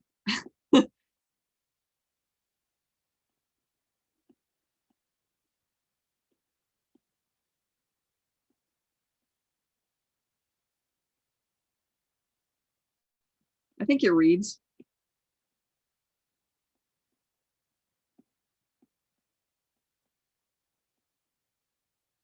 So that's like, I think this is toilet enough. So your toilet would be about that way, right? I'm trying to like think about this. Like this is a toilet that's pretty close to us and the shower that is pretty far away comparatively. Well, that could easily be remedied, like by putting a cabinet next to the toilet or whatever, like a shelving unit. I don't know. I feel like I realized like my mistake here is that Oh, you could put. Sorry, you go. this line was supposed to be the outside line, so it's supposed to come up from here. Ah, yeah. Sorry. To remedy that though, you could easily put in like in hotels how they have the shower racks, those tall shower racks. I don't know. That would be a thing. Yeah. So I'm gonna make a note to you guys real quick about this. So when you are drawing like the place it hits, I told you that I promised, I'm sorry that I wouldn't break your brain, but I'm breaking my own brain because I've talked about so much today. But when you are like taking these vanishing points and stuff, where you want these to always kind of hit when you gesture in your height, is you want it to have the is it the far away side? Is that what's supposed to hit, or is it the closer to you side that's supposed to hit back? Wait, what? Sorry, can you repeat the? My brain is talking in circles right now, but when you are like gesturing in these items. Oh, the back edge Yeah, of the item has to hit the wall. Yeah. Yeah. So the back is where you're going to like rely on for your heights more so. Yeah, I think especially with 1 point perspective, you're constantly using the back plane of items as reference. Yeah. Like and then with 2 point, it's the closest edge that you're using for reference. Yeah. So that's where I kind of was messing with myself here. Since it is in 1 point, the back height was supposed to hit here. Actually, I'm gonna undo a lot of stuff because of the way I just messed up that bathtub. Here we go. So the back height of the toilet was supposed to hit where I was supposed to have it there. I was doing that based on the front height because that's what you do in 2 point. So that's kind of a more reasonable sizing thing. So when you scale in perspective, I'll word this simply.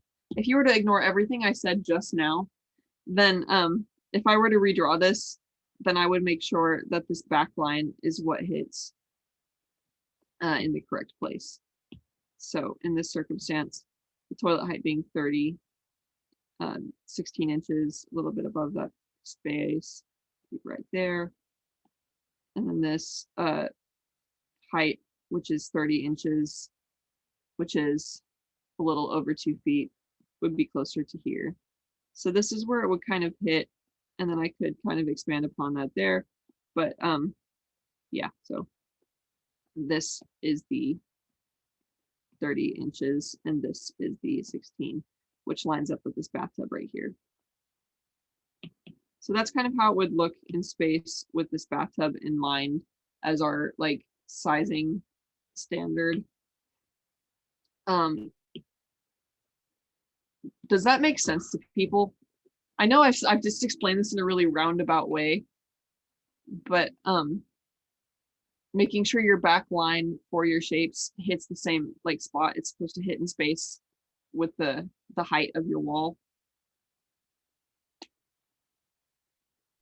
Yeah, and like if you don't, in one point, if you don't use the back plane of the item as reference, you're going to end up making objects look like they're clipping into the wall. So that's really important, knowing what, you know, what plane of the object that is the dominant focus. Yes. So And really, moral of the story is know how big the thing is that you're drawing, yes. right?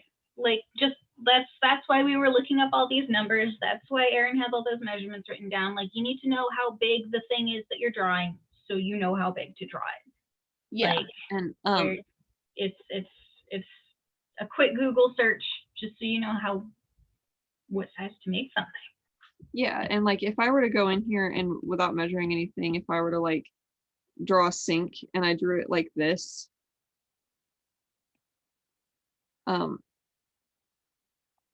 actually I'm gonna make this extreme. If I were to go in and I wanted to draw a sink and I drew it like this,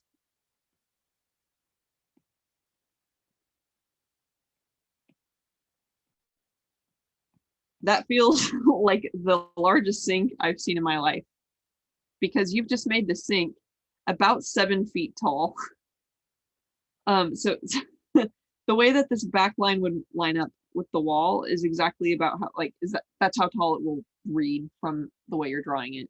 So if you wanted to make the sink instead, like, it's probably close to 36 inches because that's how tall a countertop is. So yeah, Google says about 32 inches for sinks. Okay, so 32 inches, then that's like closer to 3 feet, which would be around here. So if I were to actually make the sink, then it would look like this instead. And if I were to put it just as close to me as this one is, then it would look like this in space.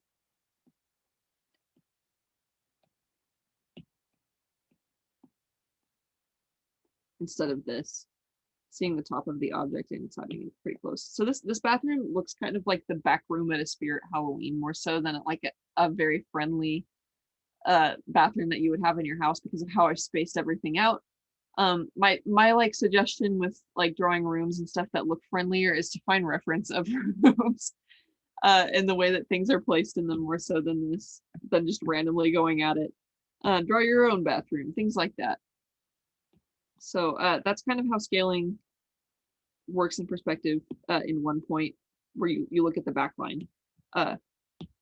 When it comes to drawing something in 2-point though, like if I were to draw a box in this bathroom that is 4 feet tall, then I would make the corner here the 4 feet tall part of the box. Here's my vanishing points for that.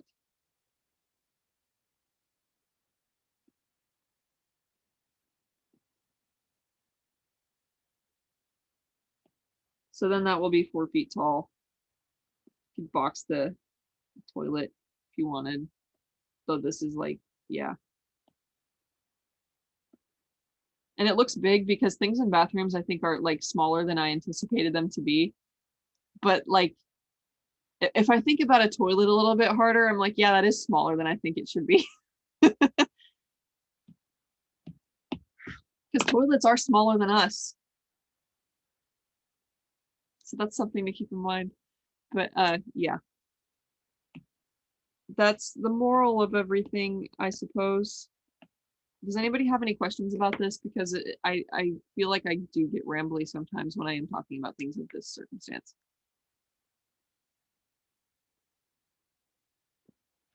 Cool. Hanging on the horizon line. I'm going to try to make sure that this is explained fairly quickly. We have like 40 minutes left of the meeting, so I will make sure I don't spend too long here. Especially if you guys are starting to feel your brains clouding over, because that's a lot of the time what happens with stuff in perspective. But let's say I have this horizon line. This horizon line is going to be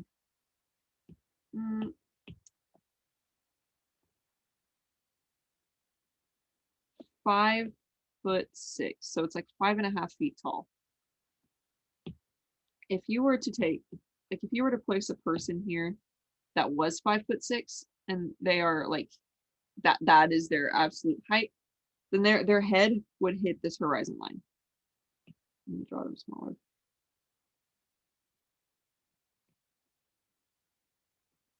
So that's your little 5'6" person. If they were to have someone standing next to them that was 6 feet tall, then that would probably be like 5'6" to 6 feet. I don't know why I had to think about this. I've been drawing 2 characters for like 3 weeks that are 5'6" and 6 feet tall, and I just now realized that. But anyway, a 6 foot tall person and a 5'6" person, usually that would hit about like mid to top of ear on each other. So that would hit about here. This is like the 6 foot person. And so that's how they would stand next to each other in space. So if you wanted to have someone who is 6 feet tall but close to you, like here, in order to hang them correctly on the horizon line, they would still be hitting about this mouth level on this horizon line. So instead of being like, like placing them here, like you would, wait. Yes, okay. So if I was 6 feet tall and looking into this distance, I would always see the top of this person's head as if they were in a box here. And so when they get close to me at this point in space, they would look like they're about this tall. Like this would be their head. If you were to take the 6 foot person and let me make this a correct, there we go.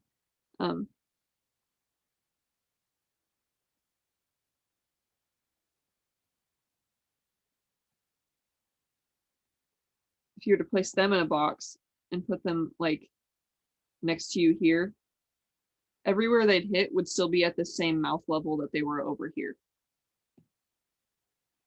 So the closer you get isn't necessarily like them hitting on the same spot on the horizon line, because if you hit this, I'm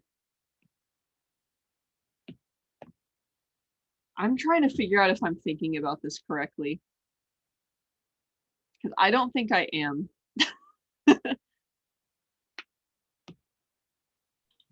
If the 5'6" guy's head hits the horizon way back there, it's gonna hit the exact same spot on the horizon when he's forward. I think Yes. That's what I was like explaining at first, and I was like, that doesn't feel right, but it is right. I'm off my game today. But yeah, if we had this 6 foot person right here, they will still hit their head on the horizon line. I'm glad that I brought attention to that before I kept going, because I was like, I feel like I'm doing this wrong. So if you were to draw them close to you, their head would still be here, and then this person's mouth would still be here, kind of like way. So everywhere you would draw this person, their mouth would hit the horizon line. So if you were to like finish drawing in their legs and stuff, and you were to line them up that way, they would look like this. This looks ominous. But, and then likewise, if you were to draw this person, they would always have their head hit the horizon line in this sort of manner. Like that. So, with everything I was talking about before this spot out of your mind, does this like read well to you guys? And then B said, yo, that just blew my mind. It's so useful. Yeah, I didn't understand this until I entered a class after my like intro class. And so my intro comics have nothing hanging on the horizon line, and it's very weird. So to hang things on horizon lines is something that is useful. Yeah, and this applies to like any situation. If you have a low horizon line that crosses a person at their knees, then the further, like no matter where they stand in space, that horizon line will always hit them at the knees. Yes. So like when you get like the cowboy shot from old Western movies, that's like a really low camera, and you get that shot between their legs. Yeah, like here's a cowboy.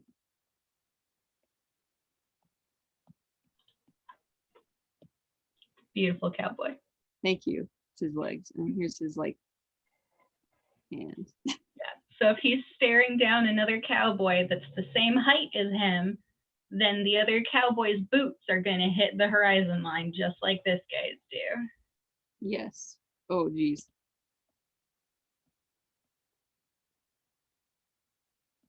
it would hit in just the same manner this way.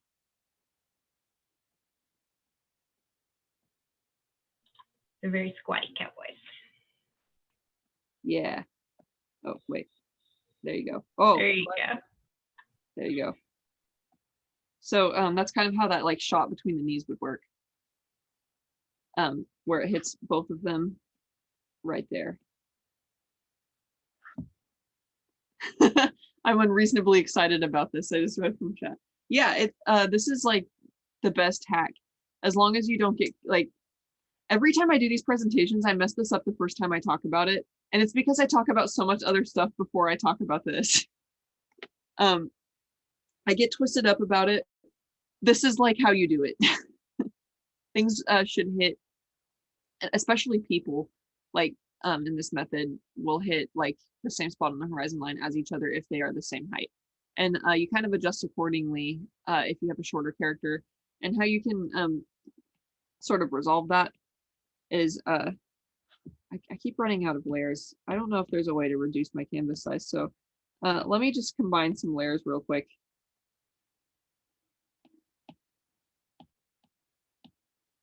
This is a frequent problem for me.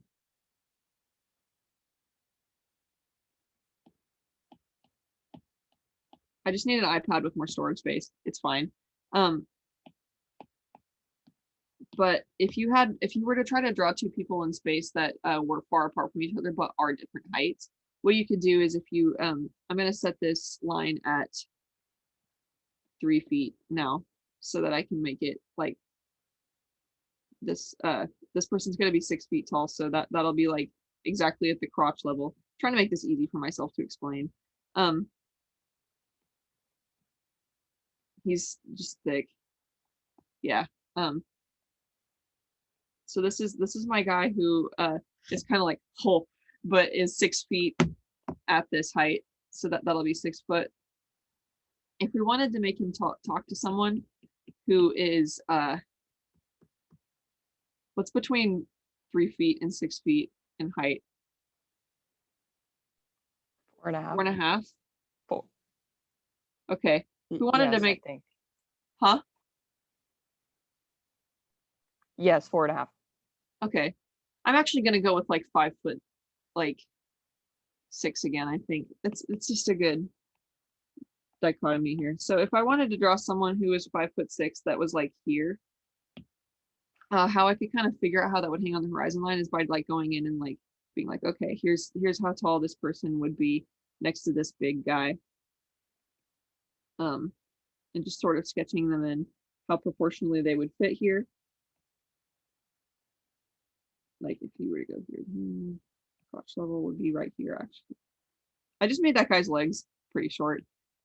He has weird proportions. It's fine. He's a monster. So, no.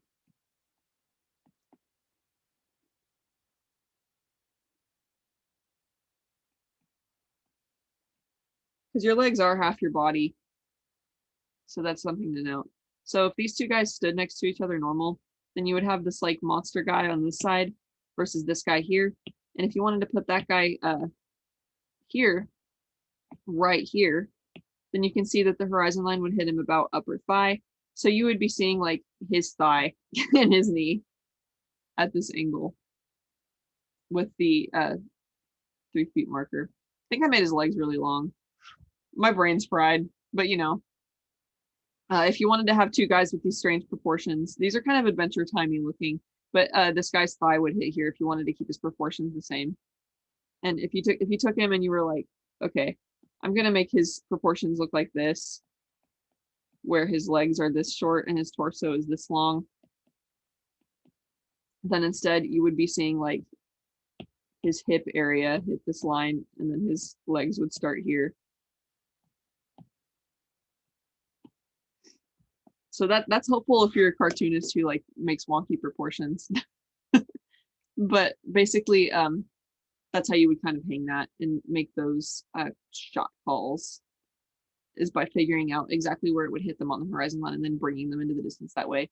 Because if I did take this and I made it where it was like their head here, like looking into the distance,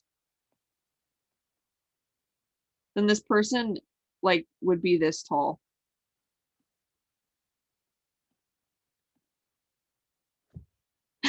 So that's something to keep in mind. I love him. So yeah, if you wanted to make a very small guy who is like a little bit over 3 feet tall, then that's about where he would hit. But yeah, if you wanted to make someone of a different height, then that's how you would adjust that. I hope this diagram makes sense to you guys. It looks kind of silly, but you know, as long as it gets the point across, that's what really matters here. So yeah, hanging on the horizon line. It's a fun little hangout spot. I forgot to make that. There we go. Okay. So other tips I kind of have here are most of what I wanted to say would be like pertaining to the foot placement and pertaining to overlapping things. It's easy to get tangents in your art. Does anybody not know what a tangent is here? Like make some sort of emoji or speak up or type in chat if you don't. Okay, so we all know what a tangent is. Something that happens with a tangent a lot is it flattens your space. And the best way to kind of avoid tangents is overlap or pushing them away from each other. And in this sense, like overlap is what I will kind of talk about here. So if I had the end of a countertop right here,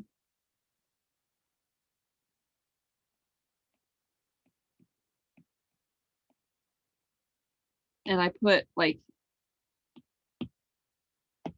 I can't believe how fast I hit 72 layers.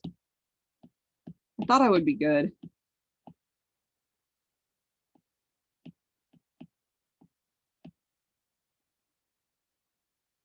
Trying to figure out what I can combine.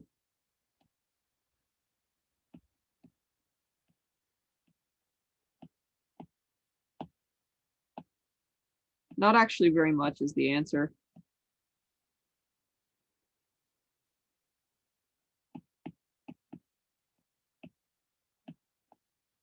Sorry about this, dudes.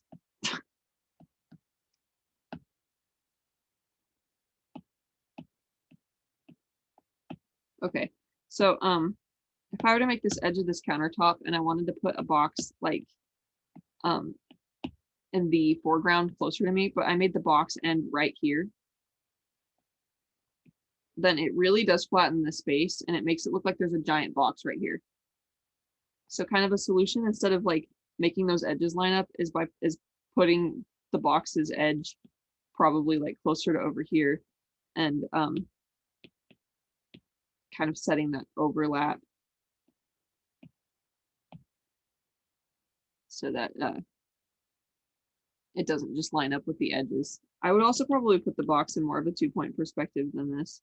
So here we go.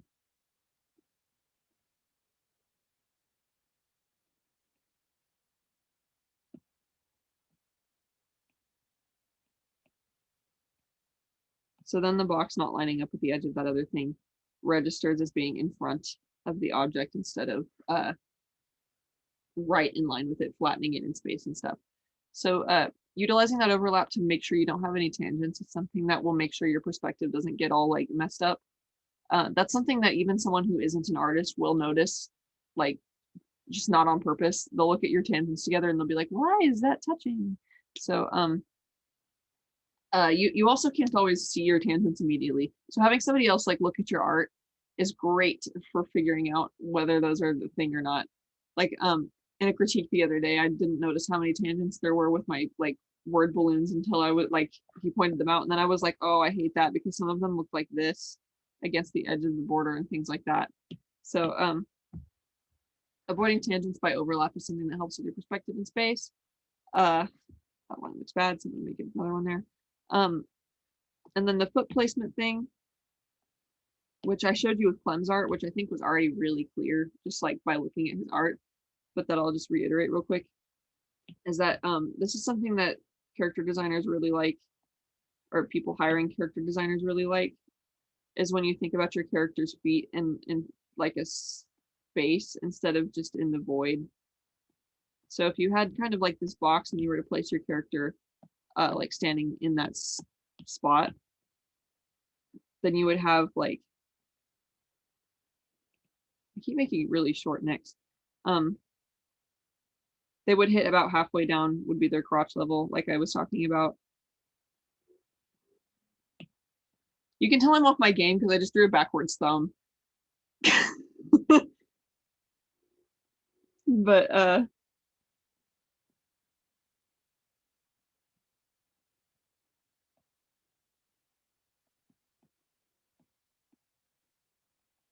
seeing their feet kind of end in space like this instead of just being like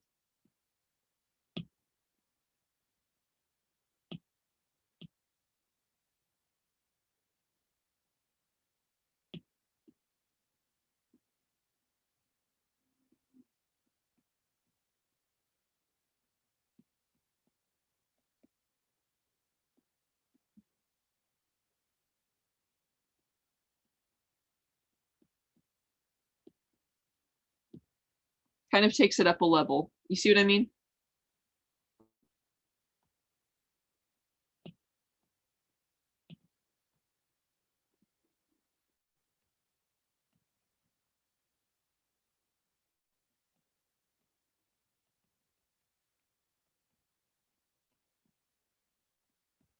There you go. It's labeled what editors like more. So when you have like turnarounds and stuff and you're selecting the pose, selecting one that like says something about the character usually does help quite a bit. But also that's not like too complicated that it like covers their outfit or anything. And then making them have sort of a perspective to their stance is something that's pretty good. But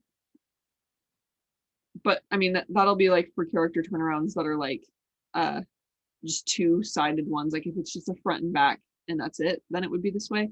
If you're doing things that are like six-sided turnarounds or something, then you probably do want something that's a bit more flat to look at versus back, side, and then turned like this. But if you're just doing like a front and back pose like this, having your character design standing in space helps quite a bit. And then when you draw them, it gives you an opportunity to show the bottom of their shoes. So does anybody have any comments toward this or any advice they want to add to these other tips?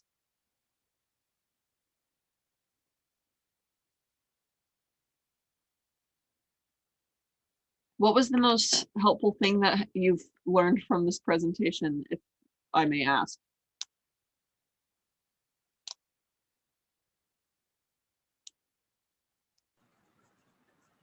Not everybody at once. Cricket chirp. Turning on the assist in Procreate. That is pretty helpful. I also Yeah. see hanging on the horizon line. That's my favorite perspective thing too. I just always mess it up when I talk about it at first. I had no idea what isometric perspective was. Very helpful. Good if you want to draw cute things, like I said too. So yeah, I'll make like it's partially because it helps me make note of what is the best thing to talk about in future perspective presentations as well. B said, I'm still hung up on the fact that you can use multiple types of perspective in one piece. Yeah, that can get complicated so fast, but it's really nice in digital art when you can make your layers lighter and see through them, clean them up. So yeah, that's pretty much what I've got here. Sarah's going to talk about the perspective tools in Clip Studio in a second, but I was going to make some announcements first. Like, hold on, let me turn off the guide real quick. Here's where you can find us, the Sequential Art Society. We are on Twitter, we are on Instagram, we are on Facebook, and then we have this Discord here, which you can use with almost any smartphone just by holding up your camera app, and it will like open it up as a link. So if you want to join Discord via that, you definitely can. Our next meeting is going to be kind of a fun one, and one that I will probably talk less in circles around because perspective just has its way of doing that to me. But I'm going to be talking about merchandising basics from stickers to self-printing books, because I do zines and things like that. I've made a lot of merchandise pertaining to those zines, and I have a lot of advice to give on that. So this will be a really helpful meeting to anybody who wants to sell stuff on Etsy or get involved in those projects or just like print their own books. So stay tuned for that next week. I also want to re-announce our club zine again. Sure, most of you have already heard of this, but this is kind of all the information for that, especially if you're watching this back in a recording or something and you would like to pause and look at all of this, you definitely can. But with the zine, we how you kind of access that is you go to scadsequazine2021.bigcartel.com. You buy the submission packet and then you send the filled out submission packet along with your finished work to us, and then you will be published in the zine. And it's anything that you can draw that has to do with magical mishaps as a theme. You can do either 1-page illustration or you can do 1 to 4 pages of comics. We encourage comics because we are the Sequential Art Society. And then something that you guys hopefully have on your radar already, but I will also reiterate, is the Comics Art Forum. Sometimes they make art plural, sometimes they make it singular. So it's either Comics Arts or Comic Art, and it looks like it's Comics Art Forum this year. But what this kind of is are they all graduates or are they just professionals in the industry? They're just professionals in the industry. Okay, so what it kind of is that they have professionals in the industry come and they do portfolio reviews and they kind of help us out with that kind of stuff. I found this to be really helpful in the past when it's in person and stuff. I have no idea how it's going to be online, but I mean, I'm still going to apply to do it. And with online as well, how you kind of apply to do that is, whoops, turn on the wrong there. With like the Google form that kind of went out, I don't have a link on handy, but it is like in a couple of different places on the Discord. I'll get it and I'll post it here in the chat. Okay, yeah, Sarah will put it in the chat in that case. They are due in just a couple days on the 3rd. What you'll have to do is include your, is this like the title page? Yeah. So on your portfolio, you'll have to have a title page, 8 to 10 portfolio pieces, and then submit it by the 3rd. And we'll talk about how to set this up in just a moment after Sarah does her explanation on Clip Studio. We'll talk about this some more, and if you want to hang around, we can also look at your portfolios if you do want us to. Yes. And then final announcement. Yeah, there's not any of this happening this week, but there is stuff happening next week, which is actually Sarah's workshop here, which is utilizing free resources and comics without Maya. And this is going to be helpful, like I was talking about earlier with the perspective thing, like tracing in classroom desks or stuff like that, so that you don't have to go and draw every single one. So if you do want a more complicated environment, but you don't want to have to mess with all of the intricacies that take you like hours and hours of work, if it can just take you like an hour, then this will be a good workshop for you to check out most likely. If you can also clarify upon that more, since it is your workshop as well, of course.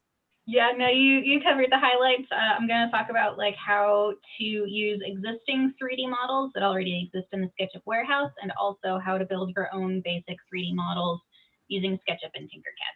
So should be great. All right, and I think that's our last announcement here. Yeah. So I will be actually real quick, one other thing I wanted to touch on for Comics Art Forum too, in addition to the portfolio reviews, all of those artists are doing workshops as well. Yes. So in the past, when these have been done in person, only about 20 people can attend each artist's workshop. But now that it's virtual, anyone can attend. So you could go to every single one of these artist workshops if you want to, and I definitely think that you should. Lo mentioned the other day that, you know, compared to Editor's Day, the portfolio reviews for Comics Art Forum are less, like, it's lower pressure, you know, it's a little more casual maybe. But these workshops that these artists give are where the real value is in Comics Art Forum. Yeah, and I mean, genuinely, like last year's Comics Art Forum gave me some of the best like portfolio review advice I've ever gotten. So keeping that in mind is really great, because they always have like crazy different perspectives when they look at your portfolio too. So their extensive advice, like you obviously have to pick and choose what you think will apply to you the most when you are receiving so much critique. But having that huge span of different people talking to you about how they view your work so helpful. So yeah, does anybody have any questions about anything in this presentation before I turn it to Sarah to do some Clip Studio stuff real quick? Our meeting does end in like 15 minutes, so we'll have to go pretty quick, but Yeah, I'll go over it quickly, briefly. There will be a more in-depth Clip Studio workshop in a couple of weeks in which I'll go into a lot more detail with that. yeah, and I'll do the same with Procreate on the 21st. So yeah, I'll stop sharing my screen and turn it over to Sarah for this ending. Avery, yes, the workshop info is in the Discord. There's the Comic Art Forum. We haven't gotten a schedule yet for the Comic Art Forum workshops. As soon as we get that, we will put that in the Discord. Okay, thank you. All right, so let me go ahead and start sharing my screen.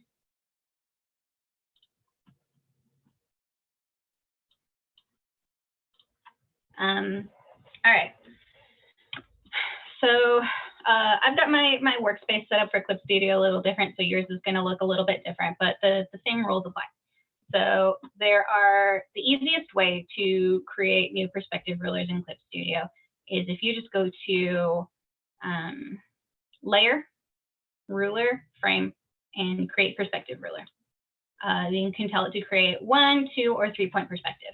So if you're creating 1-point perspective, then you get this. You get the blue line as your horizon line, the purple are your guidelines. So if you hit this operation button right here, you can grab this point and you can move it anywhere in your canvas you want to move it. And then when you draw, then all of your points will then snap to your vanishing point. So you can draw your objects in your space, you know, beautiful box.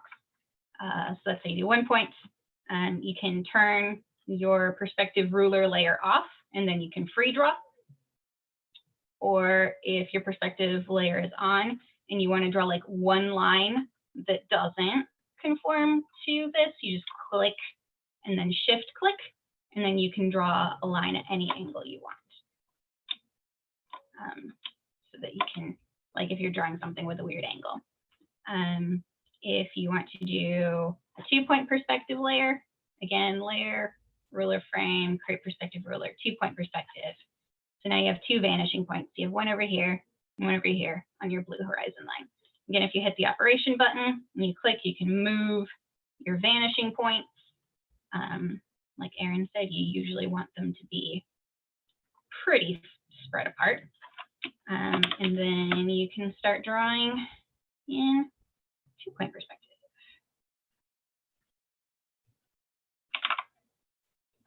So if you ever don't want anything to be drawing in perspective, just click the little eyeball icon. That'll turn that'll hide your perspective rulers, so you can draw out of perspective. If you have multiple perspective rulers on, then you can actually cycle between them with Control 4 on your keyboard or Command 4. So if you can see when the lines are green, then that means why isn't it doing what I want it to do?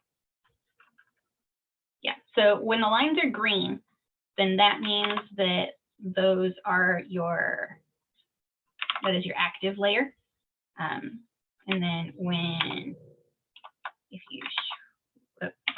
you switch it, then that makes those lines green. So those will snap to that one. So you can have multiple perspective rulers on at the same time and then cycle between them if you want to. I usually don't like that because I get confused. So I'll usually just turn them on and off as I need them. And then if you're ever needing to create perspective rulers, like for some reason that you're like trying to, let me actually pull up an example of this. Let me just get like an image real quick that I can use.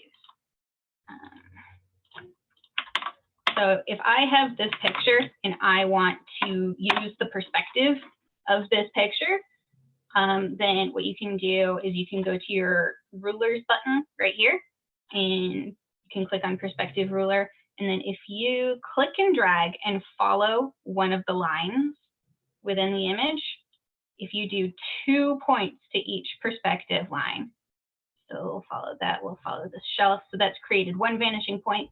This is 2-point perspective, so we need to create another vanishing point. So you follow one of these lines, and then the next one you can literally do anywhere as long as you let it snap to the horizon line here. You can see where it'll snap. Then now you have the exact same perspective that was in this drawing.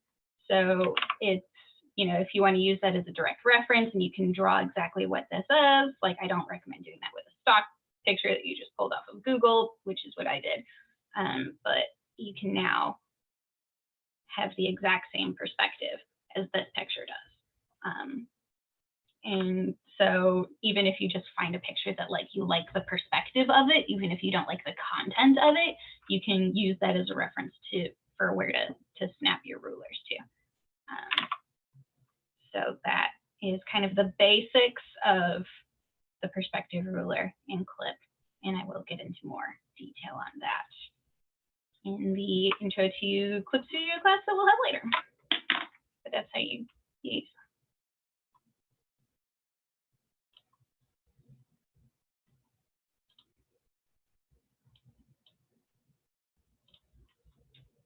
Alrighty. Well, sorry. I was trying to get some files working while I was doing this. Are you able to talk a bit about like setting up portfolios as well? Do you have like your examples ready and things? Yeah, definitely. I can share my example that I did for Editor's Day.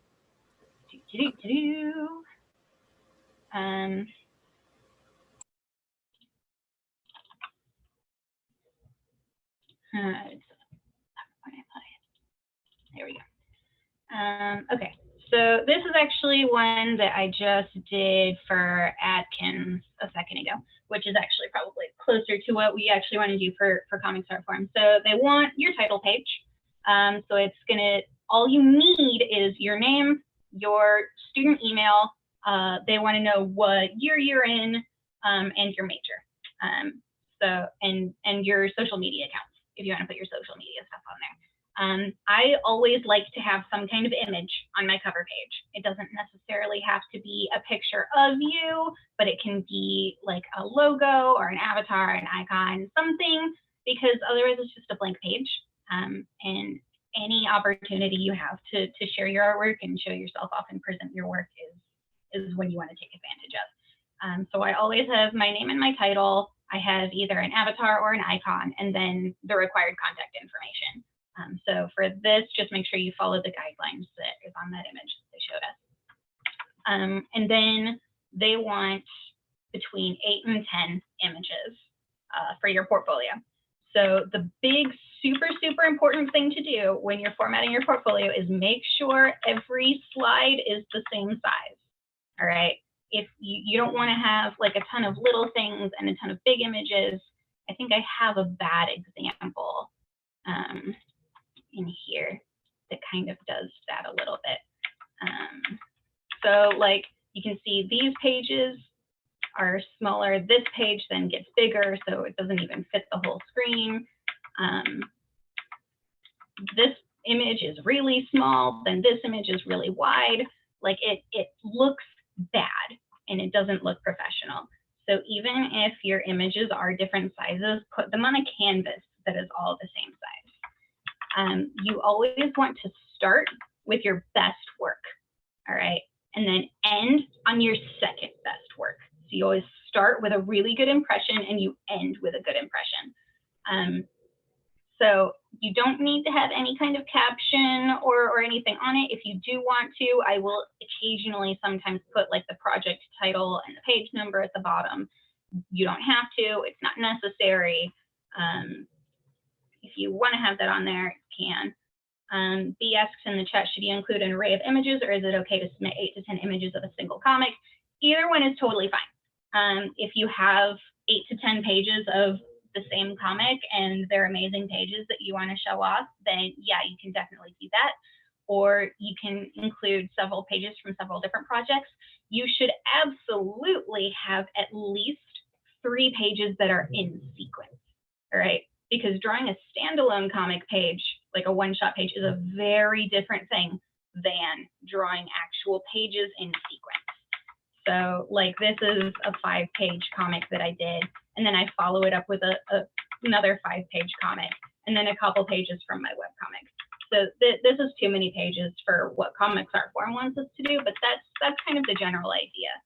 So you can have, I definitely very, very, very much encourage you to have at least 3 pages that are in sequence.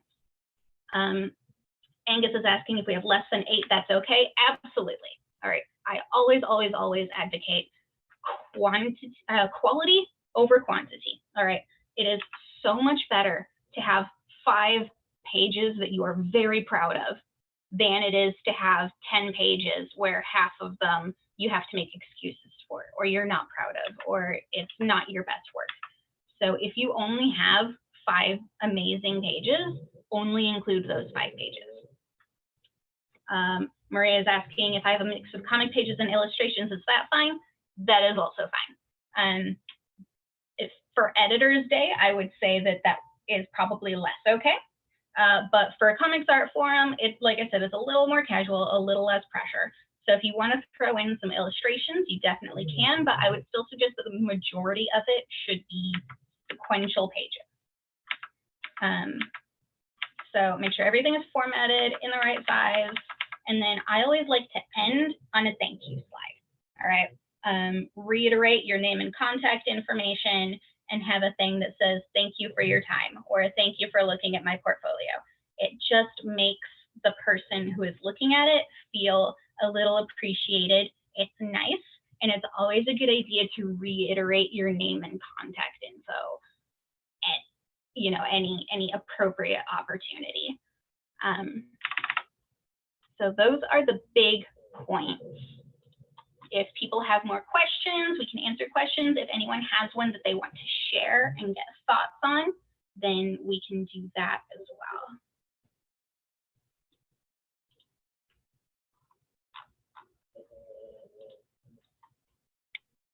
How would you like format this? Because mine currently is a shitty Word doc. Yeah, definitely do not do a Word doc. So the best thing to do is, you know, save your images as individual JPEGs and then put it as a PDF. All right, that is very, very important. Is portfolios should always be PDFs, because any device can read a PDF and it will preserve the formatting, which is the big thing, right? Like if you save it as a Word doc and you send it to somebody who doesn't have Microsoft Word on their computer, then they can't open it. Or if they open it in Google Docs, then it might alter the formatting and make it look hinky compared to like how it looks in Word. So save your images as individual JPEGs. And then there are a lot of ways to make a PDF. If you have Acrobat, then that's probably the easiest way. I can do and you get access to the Creative Cloud, like Adobe's Creative Cloud, like via SCAD. So if you download the Creative Cloud, then you can get Acrobat through SCAD. Yeah. So I can do a quick share of that. If you go into Acrobat, then create PDF, combine files into a single PDF. Then you can either drag and drop, or you can click add files. You can select the images you want to put in there, and you can arrange them here. So like these, if I want to put this over here, if I want to switch these, put them in the correct order, make sure they're all oriented the same way. Make sure before you get to this step, all of your images are the same size, right? All of your images need to be the same size before you get to this point. And then you just hit combine, and it'll have you save it as your PDF. Just make sure your PDF has your name in it somewhere. There isn't a designated file naming convention for this, but make sure that your file name has your name in it. Okay. Any other thoughts, questions? Anyone want us to look at their portfolio for them? I Yeah, had some that were like landscape illustrations. So should I just nix those then to fit the sizing? No, just put them on a standard letter size page. So like if you have a landscape drawing that's, 11 by, that's like 17 by 11 or whatever, put it on an 11 by 17 and just squish it down to it. Okay. Yeah. Obviously don't distort it, scale it properly. We will look at portfolios and we'll do that after I end the recording, of course. So is there anything else anybody wants to ask off record or on record? I mean, yeah. Is the Discord critique channel a good place to get portfolio reviews from you guys? Absolutely. Yeah. If you don't have anything ready now, or you don't want to share it on video chat or whatever, you can definitely drop it in the advice and critique channel on Discord. And one of us will absolutely take a look at it and give you our thoughts there as well.